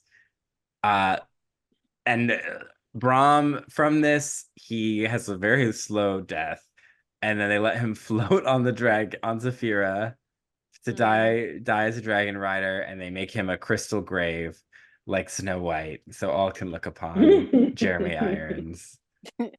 So have we like officially met that the guy that Garrett Hedlund plays? No. The Drew.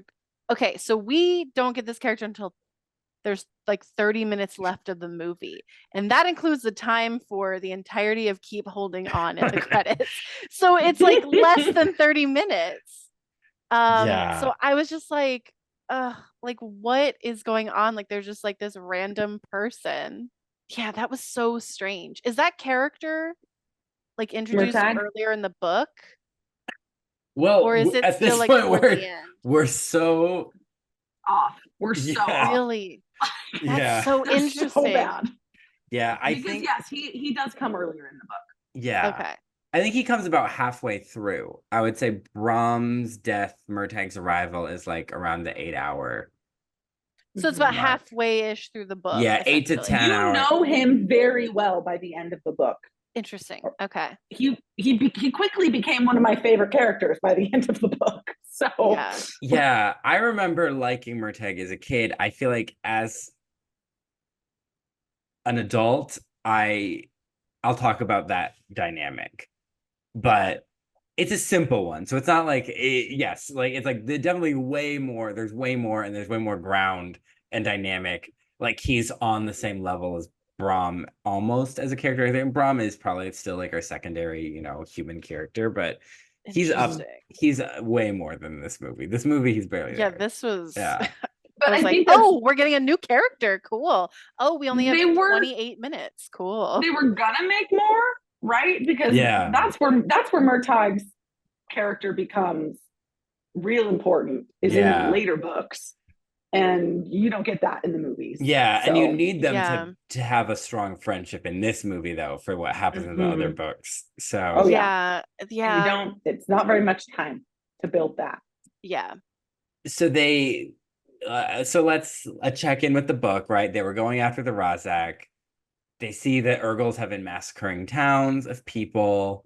They go to Tirn, which is like a layered city. There's a lot about the logistics of this city. And we meet Jode and his I wrote and his bitch wife, because that's how they write her, where it's like she's pissed at my life isn't good enough for her. And it's like she doesn't. The book is a sausage fest for a lot longer than I remember, because I did like a lot of the female characters in the series, especially as it goes on. So I didn't remember this one being so like the only women in this are wives.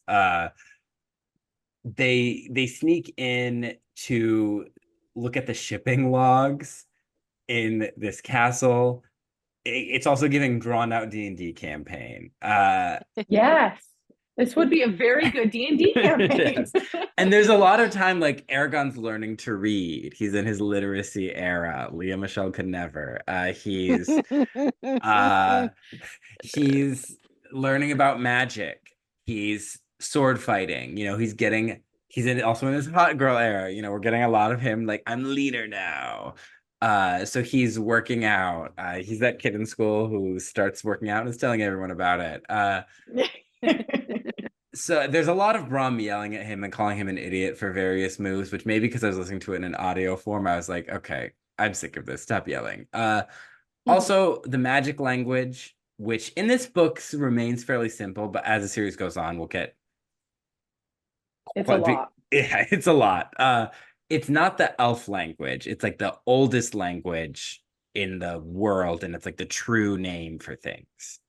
Mhm. So kind of like Rumpelstiltskin, like your true name, like that knowing the true name gives you power over someone. And that's like a part of magic and in a lot of belief systems and novels. And We also, religions and and all sorts of religion.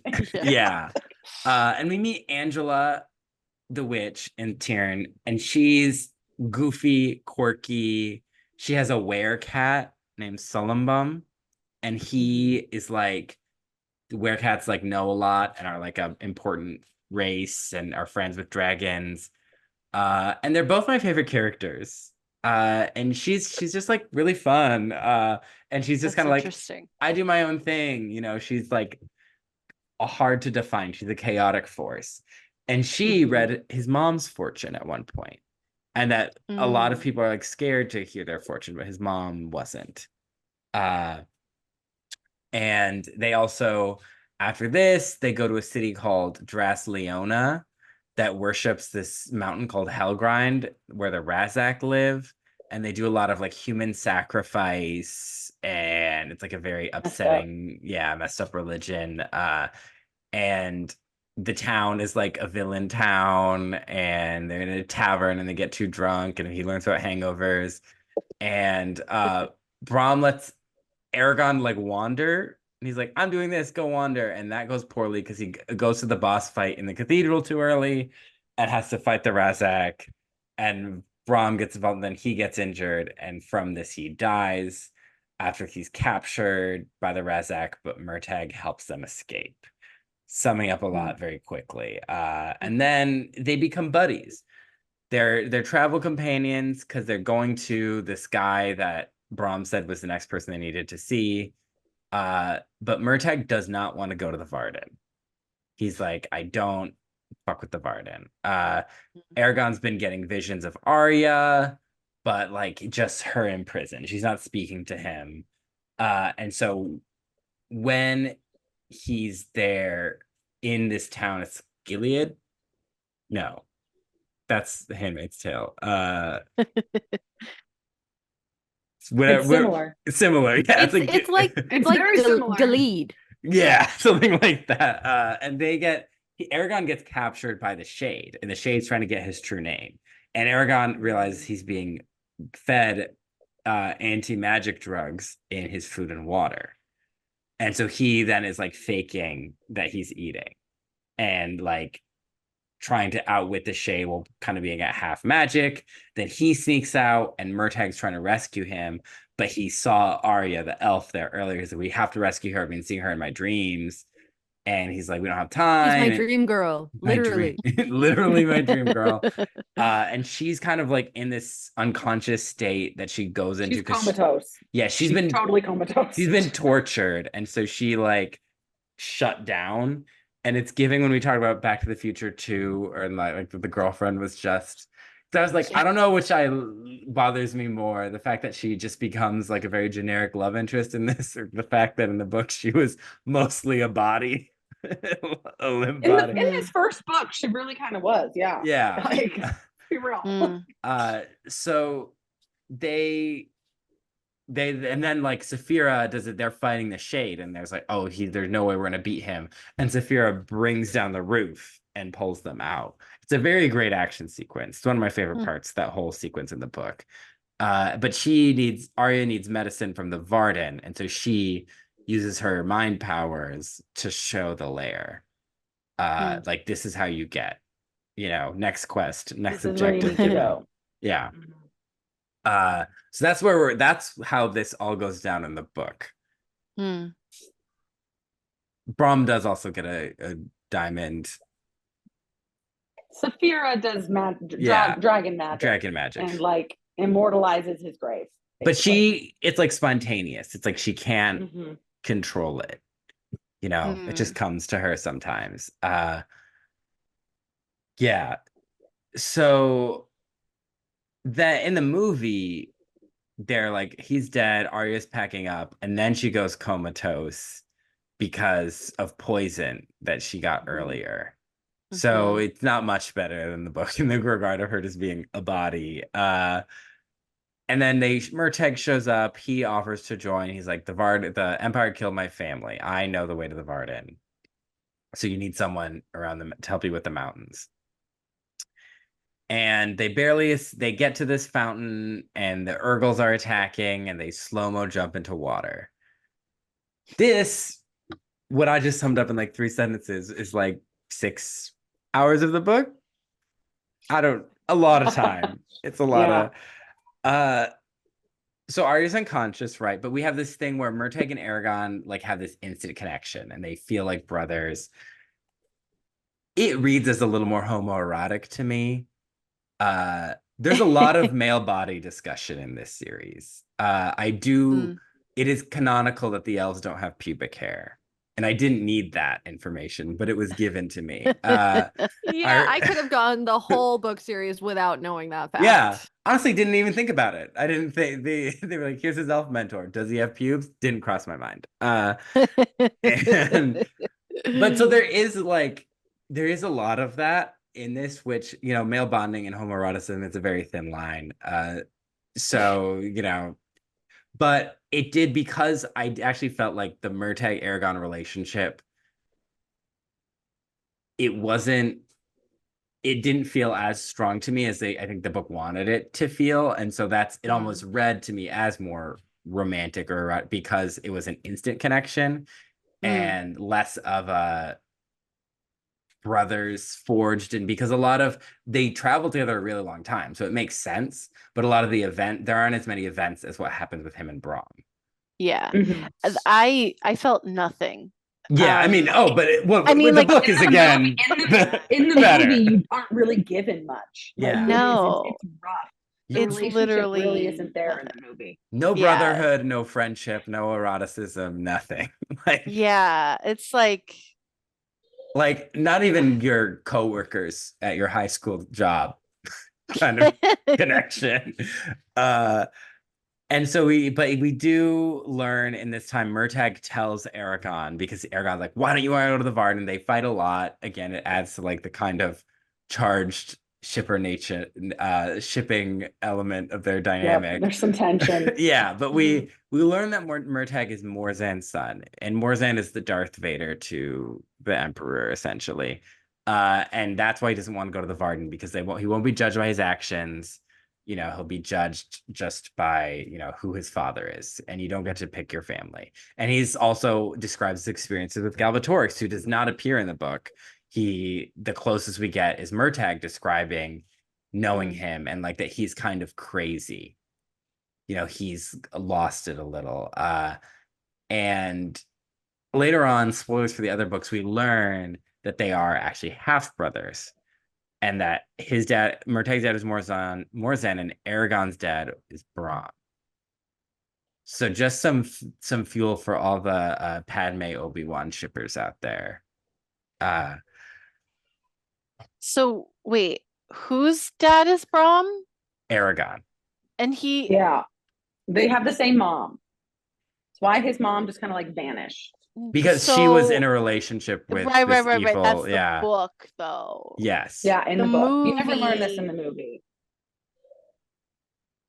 I mean, it's possible Okay. that is the case in the movie. It's just you don't learn it Right. until future books, and there are no future movies. So Yeah. So it's I'm like, that's annoying because that is some interesting backstory.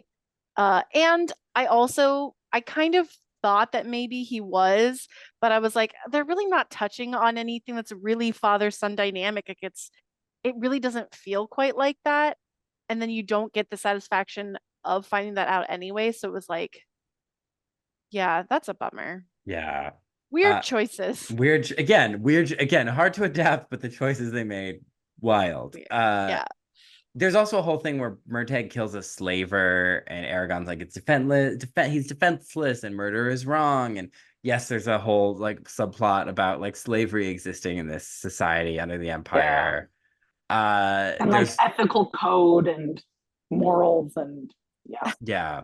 I wrote a whole because Murtagh, I wrote a whole big fight. I'm like, what big fight? But Eragon and Murtagh fight a lot. We also meet the one who saves them in this water final battle, which is actually a really cool sequence where they're like swimming in the water and the Urgles are attacking them, and they had the wrong entrance and they're trying to get there. There's a dwarf named Auric who saves them. But there are these evil bald twins that are gaslight gatekeep girl bossing the Varden, and they want to mind read you before you can get into their base.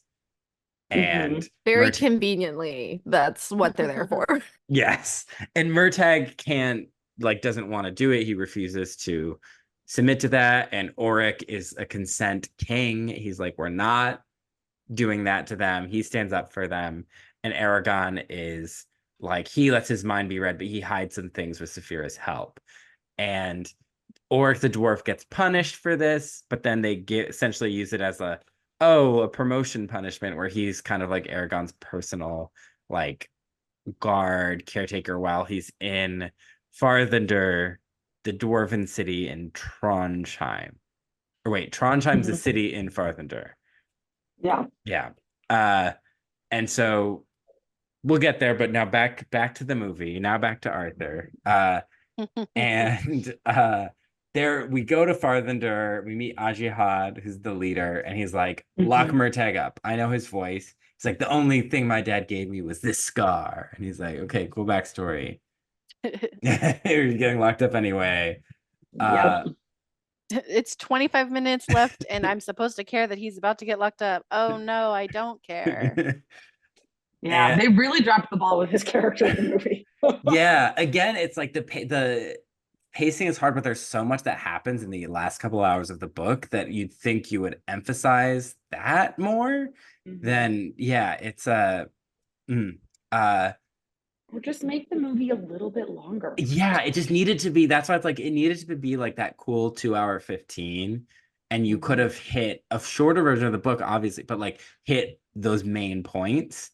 And people would have watched it. Like people were so excited about this movie. Yeah, This book series had a lot of fans. They would have watched a 2 hour and 15 long movie. Like Yeah. they would have watched it. It fumbled the bag so bad, because then they could have had a 4-movie trilogy or 4-movie series. And I think that kind of affected Eragon's place in long-term pop culture. Eragon's like the Divergent of fantasy. Yes. Yeah. That's a good analogy. Yep. Because The Divergent got multiple movies. We got multiple movies. Yeah, but they still didn't finish those series either. So. Yeah, it's like, yes, is the Eragon the most revolutionary series? No, but people would have loved it. So the bad guys are prepping. They're like, they're everywhere. They're gonna attack. This is like, again, like all happening immediately. Time for a quick shirtless scene. You know, we had to let you know fan service. He's hot.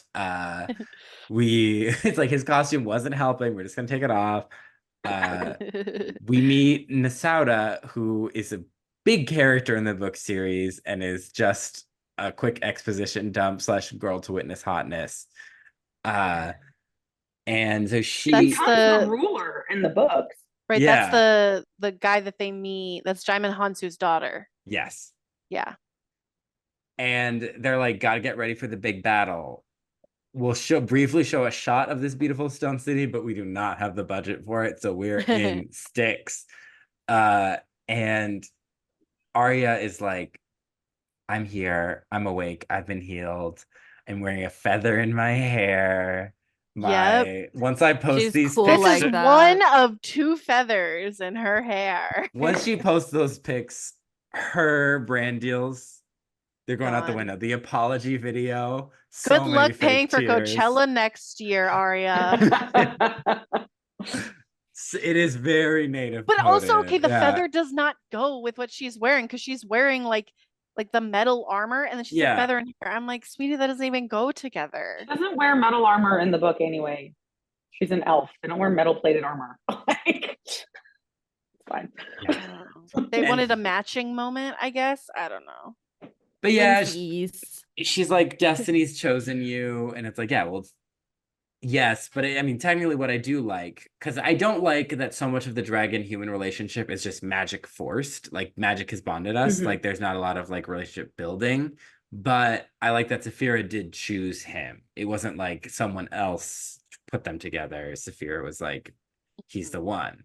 Mhm. So they're like, the Shade does his speech to a green screen of like, we're gonna kill them all. Yeah. And it is wild to think this movie is just a year after Narnia, because that was like the effects and everything were so good. They're invading. Saphira can breathe fire now. Eragon and Saphira are like, we're besties forever. There's nothing they can say. There's nothing they can do. There's There it no is. There it is. There's no other way when it comes to the truth. Yeah. So keep holding on. And so she's flying around. She's lighting them up like it's a Fall Out Boy song. Like none of their people are in the midst. It's just Right. Yep. Good thing it's just bad guys down there, Yeah. Saphira. It's magic. That's how it works. There's no friendly Yeah. fire in magic. What are you talking about? It's giving gender reveal party in California with the amount Yes. of fire that's spreading. And the Murtagh is just also in like a cell, like a zoo animal like cell. And we're gonna do one final check-in. I'm like, let's get through the plot of this movie, and then we'll talk about how it's totally different from the book. The bad guys show up. Durza makes a shadow monster thing, and they're all I can think of was Gorga in Fantasy High. Fight me in the sky. I do actually think this final battle is cool. Like where he's on a shadow, just like objectively. It was the one time I felt something, because when the shadow monster gets his teeth on her neck, I went, no, or like I went like just a slight. Yeah. It's like, no, not the dragon. Anybody think about the dragon. Like, It's the only good part. You gotta let her go. Yeah. Yeah, but they're like swooping around, doing magic stuff, and they're using things that are sort of have been planted because he's on the tail, but she's injured. She's dying. Everyone else is fighting, but nothing they're doing really relevant. But It doesn't matter. he jumps off the tail, flies to the sky, and stabs Jerza in the heart. Because a shade, like a vampire, you need to go straight through their heart. With a stake. No. Basically. And he is like, and like ashes away. And Very Voldemort. No. yeah, no, honestly, very Voldemort, very Mother Gothel, you know, and Eragon just flies down to the ground. Eragon or Saphira grabs him, they land. She's dying. And he is using his best to heal her, but that's a lot of magic. And if you overuse your magic energy, which the book explains in much detail, they don't like you die. Like essentially it's like your life force. Yeah. If you overspend on your mana and you don't have enough, it takes away from your HP. And so he's Eragon. That is a great way to describe that, though. That is, if you play video games, that made perfect sense. Yeah. So yeah, he's their Eragoners. They're passed out. I was like, when am I going to use that one? This is it. But he just wakes up and he's like, where's Saphira? And Murtagh is like, some friends don't make it. And I wrote my notes, Murtagh is a dick. He is. I was like, and this is why I'm like, am I supposed to like this person? Because that's fucking awful. Like, how dare you? And it's like, and then he's like smiles and she comes in and I'm like, no. That's not cool. We don't joke about dragons dying. We don't joke about friends dying. That's not funny. Like he just woke up. He's already like physically traumatized. You don't need to emotionally traumatize the man too. Right. God, a little much. Yeah, that guy's the worst. Yeah, so he's like, where's Arya? And they're like, well, she left while you're unconscious. She's going back to Elismira, but you know, you can find her. Or like she's not too fast for a dragon. And so they hop on. Dragons are homies, if I've learned anything from this series. Yeah. They're cat-coded and they're homies. The greatest wingmen. I was gonna say wingmen. Nice. And so she rides him out, and basically we get the stalest of where she's like, you're a hero. They're gonna tell legends. You're in a good outfit now, you know, because he got in his new threads to go That's say his goodbye. real character arc. To be fair, his new threads are pretty sick. Yeah, they look really good, and it's like, and she's probably cultural appropriating in her this outfit. year she's wearing the feather in her hair and the vaguely not so vaguely indigenous coded clothing, and I'm like, okay, well at least the feather matches, but I don't like this. Yeah, especially if you're not gonna cast, it'd be like an indigenous elf. That'd be also, cool. why use that aesthetic? Yeah, especially when Arya in the book is like a gothic queen. She loves black and she just wears black. I want him to have the goth girlfriend that he deserves. Mm-hmm. Yeah, exactly. Give me the goth. I was really disappointed in Arya. Like the entire time, I was just like, this is so bad. It's 2006. A goth GF would have hit. Oh yeah. Yeah. It would have just elevated this movie so much. Yeah, there would have been more. Just on that alone. There would have been more. That's why there were no more sequels. Honestly, I believe so. Yeah. Like, so she's basically like, well, maybe we'll see each other tomorrow, and time moves quickly. I feel nothing. Yeah, from this. Yeah. Go girl, give us nothing. She's not interested in him in the books until like the third or fourth book. Okay. Like she sees him as this like annoyance. I get it in this movie. Because she's immortal and he's like 16. Yeah. So that's an appropriate reaction. Yeah. It's not We're like looking at you, Twilight. Yeah. It's an appropriate reaction. Edward, I'm still in high school. Yeah. And that I don't know, maybe that's kind of what they were going for, is like, we don't want her to be interested in him yet. Like he's got to work for it, kind of thing. Which Well, it reminds me of not like into. Padme, Anakin. Like when they first meet, he's a kid, and then she's like, "Oh, look how you've grown." Like you gotta give it some time. Yeah. So that's then Keep Holding On, Baby. It Well, plays. no, we have the reveal of the dragon, the other Oh, dragon. that we Because- knew was there the whole time. Not in this movie. I don't think we knew. I think if you Oh, listen to Jeremy Irons' beginning, he basically says that they were all wiped out. There's like no dragons left. okay. I'm Not pretty even that sure. Galbatorix has one. No, because that's why he cuts open the tapestry and reveals the dragon. It's I like the love that the dragon was sitting around a tapestry like this is a Lego set. yeah, Like, this and is a that Lego dragon castle. isn't gonna sneeze and burn the whole house down. So I think that like that either they are completely missing the thread that proves that, like, okay, there are other dragons, like he has a dragon, because it never comes up. Well, I also think the reason why they can't have what's the bad guy's name? Galbatorix. Galbatorix. Galby. Whatever. John Malkovich, the reason why he can't have a dragon is because the audience will probably be like, well, why doesn't he just fly that dragon and go burn some shit up? I He think does. that's well, I'm saying He in does this do that in the movie. books. Yeah. No. Yeah, and it's like, why doesn't he just do that? And I think they wanted to save that for the other movies that don't Yeah. happen. So I think that's why they hid it. And I really don't think it's clear that whether or not there are dragons. I had the impression that Saphira was the only dragon alive. She was the last unicorn, but The dragon. dragon, yeah. And she learned to regret. So Because she regrets who she picked. yeah, she's like, I should have stayed in that egg. It's like, gosh, you are so dumb. Yeah. She's like, I should have waited till you're like 30. Like, Yeah. Okay, so we dragon Then keep reveal. holding on. Then Keep Holding On, baby. My husband was asleep next to me. I waited till Keep Holding On was done to turn it off. this is all I cared about. This is yeah.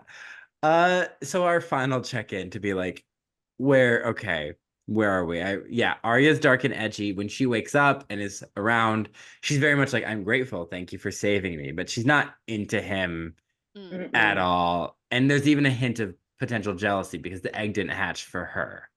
You know, and she's Ooh, that's interesting. much more capable.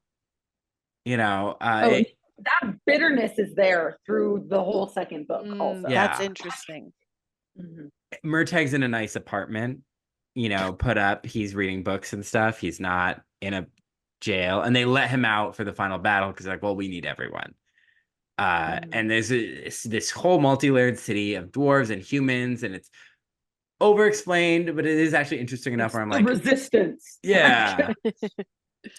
We get a lot of like dwarf and Varden and elf politics from Ajihan, and like about they found Brahm stole the egg, and then they're like, we're gonna have it rotate between the elves and the humans, and the elves, because Galbatorix was human, don't think humans would be a good pick, and so they wanted theirs. Who gets to train them? So all these politics. Nisauda is a very small character, but she definitely becomes, she's a POV character later on in the series, and she becomes like the high queen of the humans at the end. So she's a leader, and she is a black woman, at least from what I remember. Yeah, they've got dark skin. Yeah, so she's like, especially for a fantasy book in this time, like, that's really cool.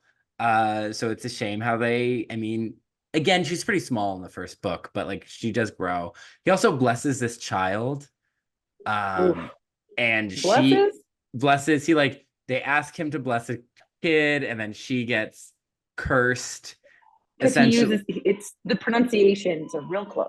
Yeah. It's like you have to be very specific. Like when you're baptizing someone, take a shot. I mentioned my canceled baptism. And if it goes wrong, so like she becomes this like weirdo character, child thing, like girl in a horror movie. Future, kind of. Yeah. It's interesting. It's weird, but it is interesting. Oric is a bigger character, the dwarf who saves them. The twins are most definitely evil. There's a lot of magic and fighting training in the next book. There's a giant sapphire. Oh, and he also has to be like tested of his skills for the battle. Again, Yeah. great video game level. There's a giant sapphire above the city that the twins lead Eragon into a trap in the final battle, and he's fighting Durza alone, and he's gonna die. But then Saphira dives down through the sapphire, and all the shards go everywhere, and it distracts the shade. And Arya's riding Saphira, so Arya's like helping keep Eragon from being struck by all the shards. But he stabs the shade, and he gets a big scar on his back that he's weirdly very upset about. And then, but that's actually such a cool cinematic moment, and you're like, they handed It's that not one in the to cinema. you. Yeah. They don't put it in the cinema. They're like, we don't have budget for giant sapphires exploding. Yeah. I was gonna say, because this sounds so much more interesting and Yeah. compelling. Yeah. Honestly, it kind of reminds me of the end of the seventh Harry Potter, where it was like the last battle in the book is so good and like would have been so dope. And the movie, they totally changed it and made it really weird and added like the shadowy, like weird stuff. And I'm like, no, we don't need that. Yeah.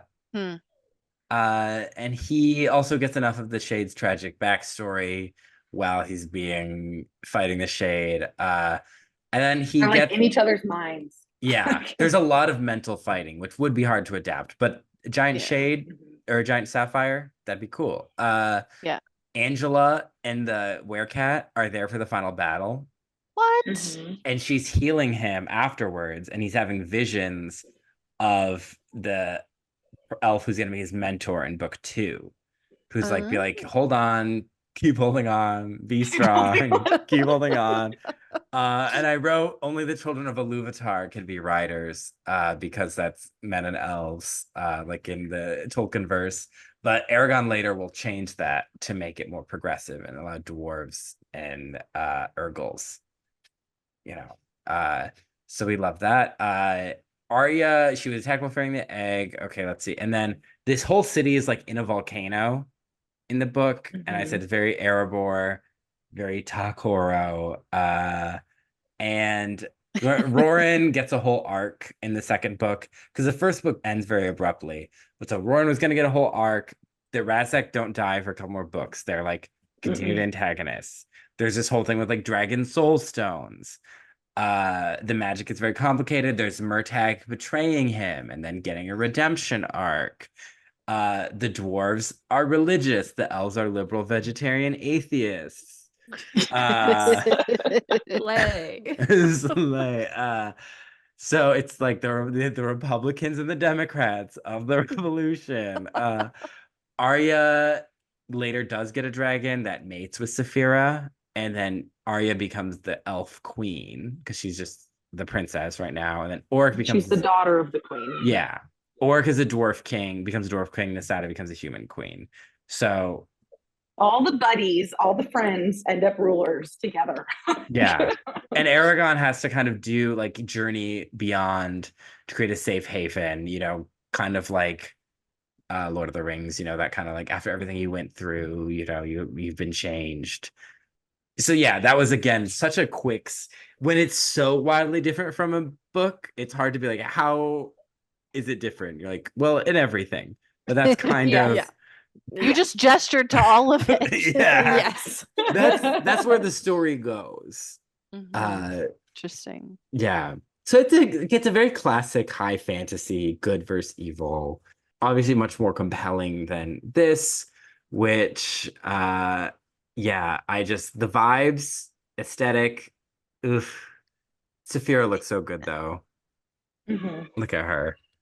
Look at her. Slay. Yeah, it feels weirdly old, and I don't know what It's is. interesting with a $10 million budget, what they used that budget for. 100 million, yeah. 100 I mean, million. clearly a lot went into Saphira. And perhaps I don't know maybe how a much lot. CGI cost.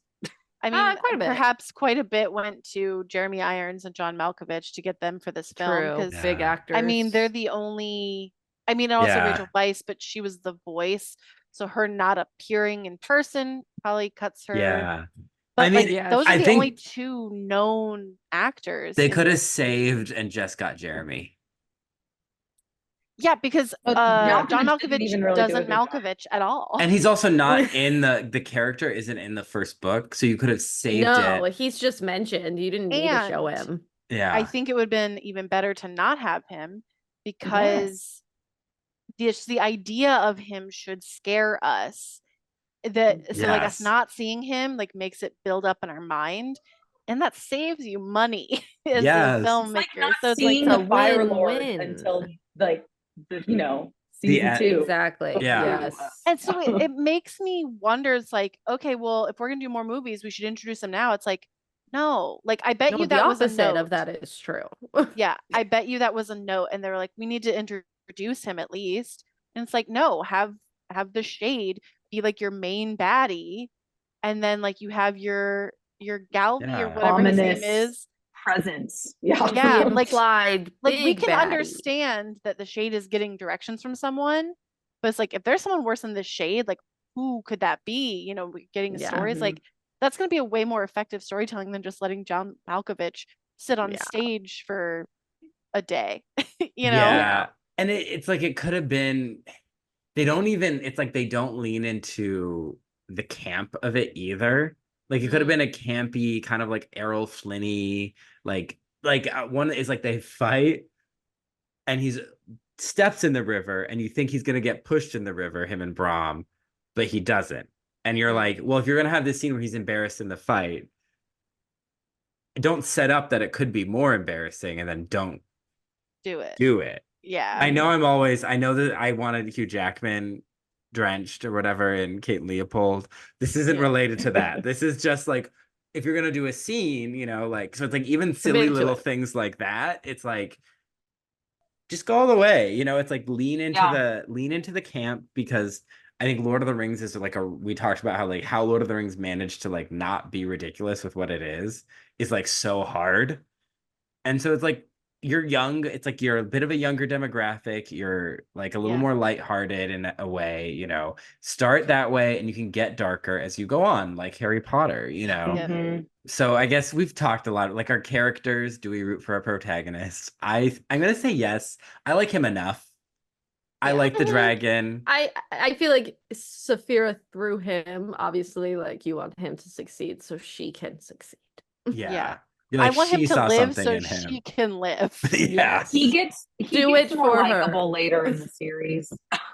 Yeah. I don't think he was He likable does, yeah. enough in this movie. Like He I was did the not. cute, like little, like almost like you're like, oh, that dummy, I love him, but he's an idiot sometimes. Yeah. He was like Luke, like I was like, you know what? Yeah. I get that. I loved Brahm. He was great. Mhm. No one else really got anything.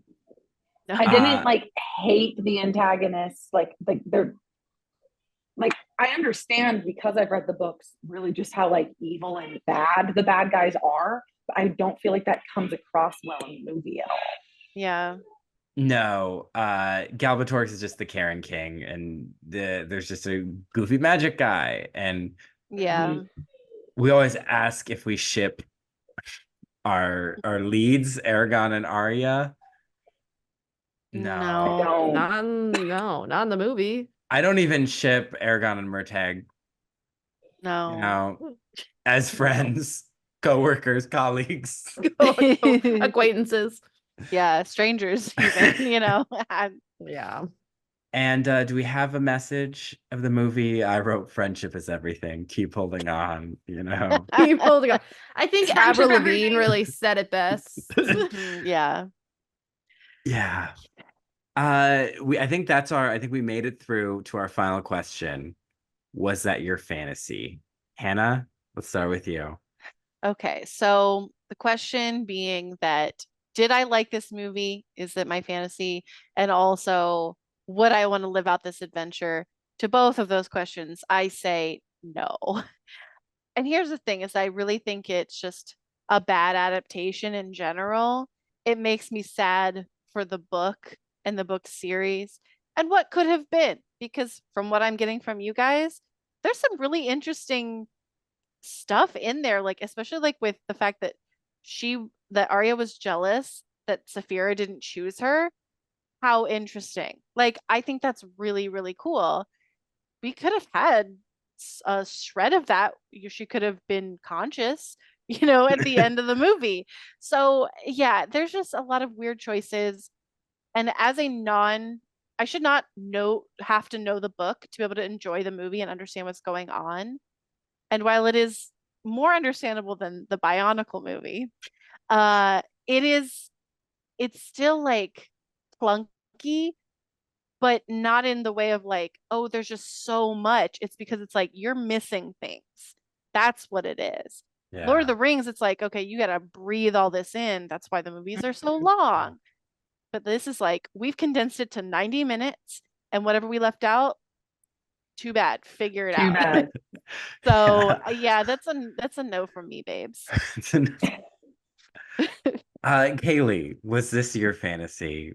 The movie, definitely not.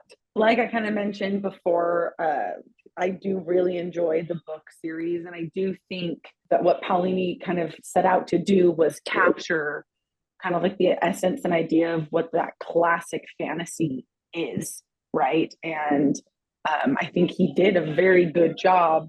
Was it perfect by any means? No. Is it kind of a hard series to still get through? A little bit, yeah.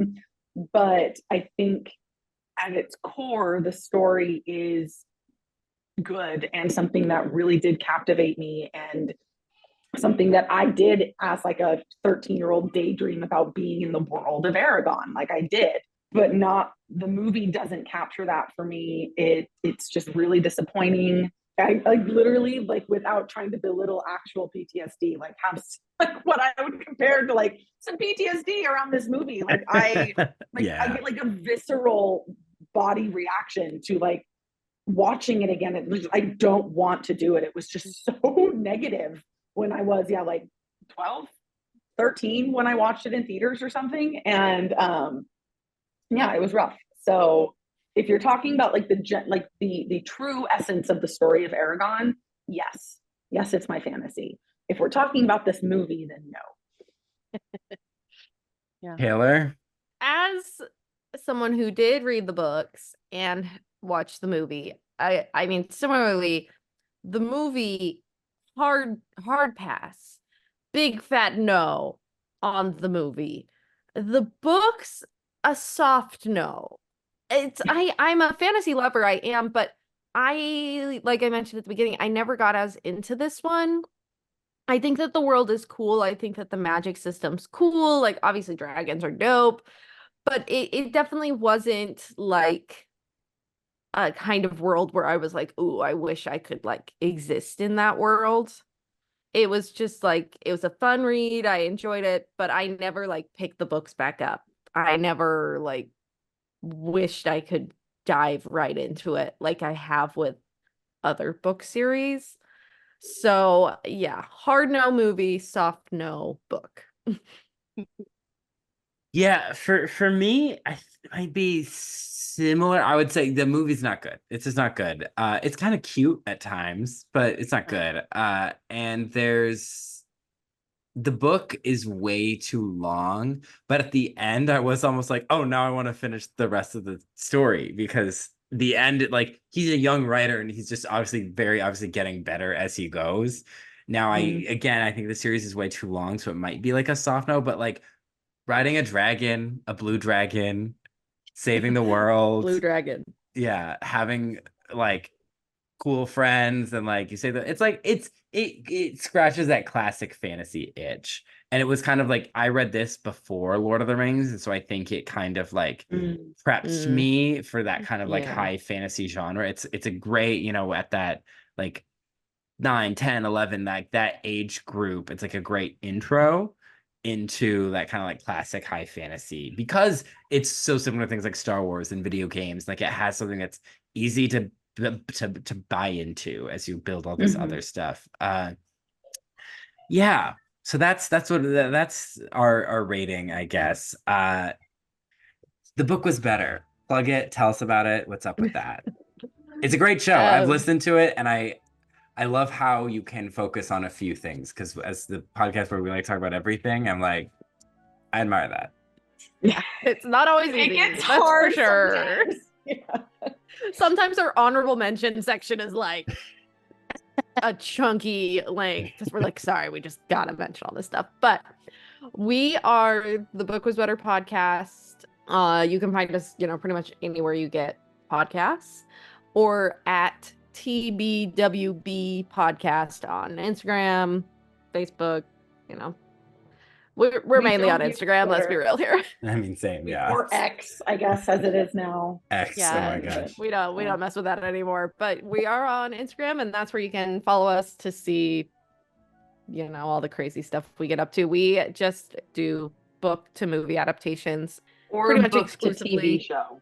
Or book to TV show. We've Adaptations. started Mhm. diving into those and discussing if the book was better. So Mhm. That's kind of like our age-old question that we finish every episode with is, well, was the book better? And usually the answer is yes, but there have been some surprising times where recently no. we've been having a streak of no's, and it's been crazy. Ooh, Yeah. fascinating. But we try to keep it, like if you really were to dissect a book versus a movie adaptation, the sheer number of differences you could go on forever. So we try to narrow it down to what we call like our top 3 grievances, with some honorable mentions thrown in there as well. Yeah, we have fun. Nice. It's a fun time, yeah. All right. Well, you can follow Not My Fantasy on Instagram and TikTok. We are at Not My Fantasy Pod, right? Yes. Yeah. Yeah. I don't know why I just completely blanked on that. Mondays, am I right? And then if you are listening on iTunes or Spotify, please give us a rating and leave a comment with your rating. Tell us how much you love Avril Lavigne's Keep Holding On. Do Or it. use emojis to describe the plot of this movie. Is there a blue dragon emoji? Oh, that's a good There question. should be. There should yeah. be, yeah. And then if you are on YouTube, hi, hello, you can Smash that like button. smash the like button, hit the subscribe button, and that notification bell so you get notified anytime we drop a new episode. And in the comments, was this book better? What do you guys think? Because I am just stunned. And so I need to hear from the masses of like, what are some other changes you guys noticed or changes you would make to this movie that would just like make it a little bit more palatable? But yeah, so next week.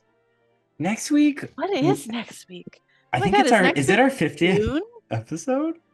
Is next week June already? Oh my It's goodness. June. It's Pride Month. Yeah. We scoured. That was a hard one to.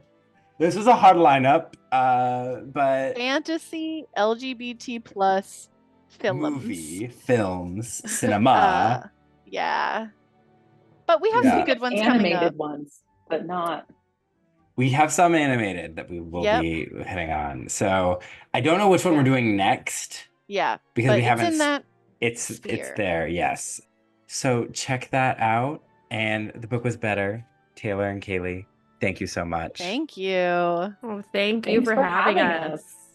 Yeah, This was was a fun. blast. This was so much fun. Tune in next time. Bye, listeners. Bye.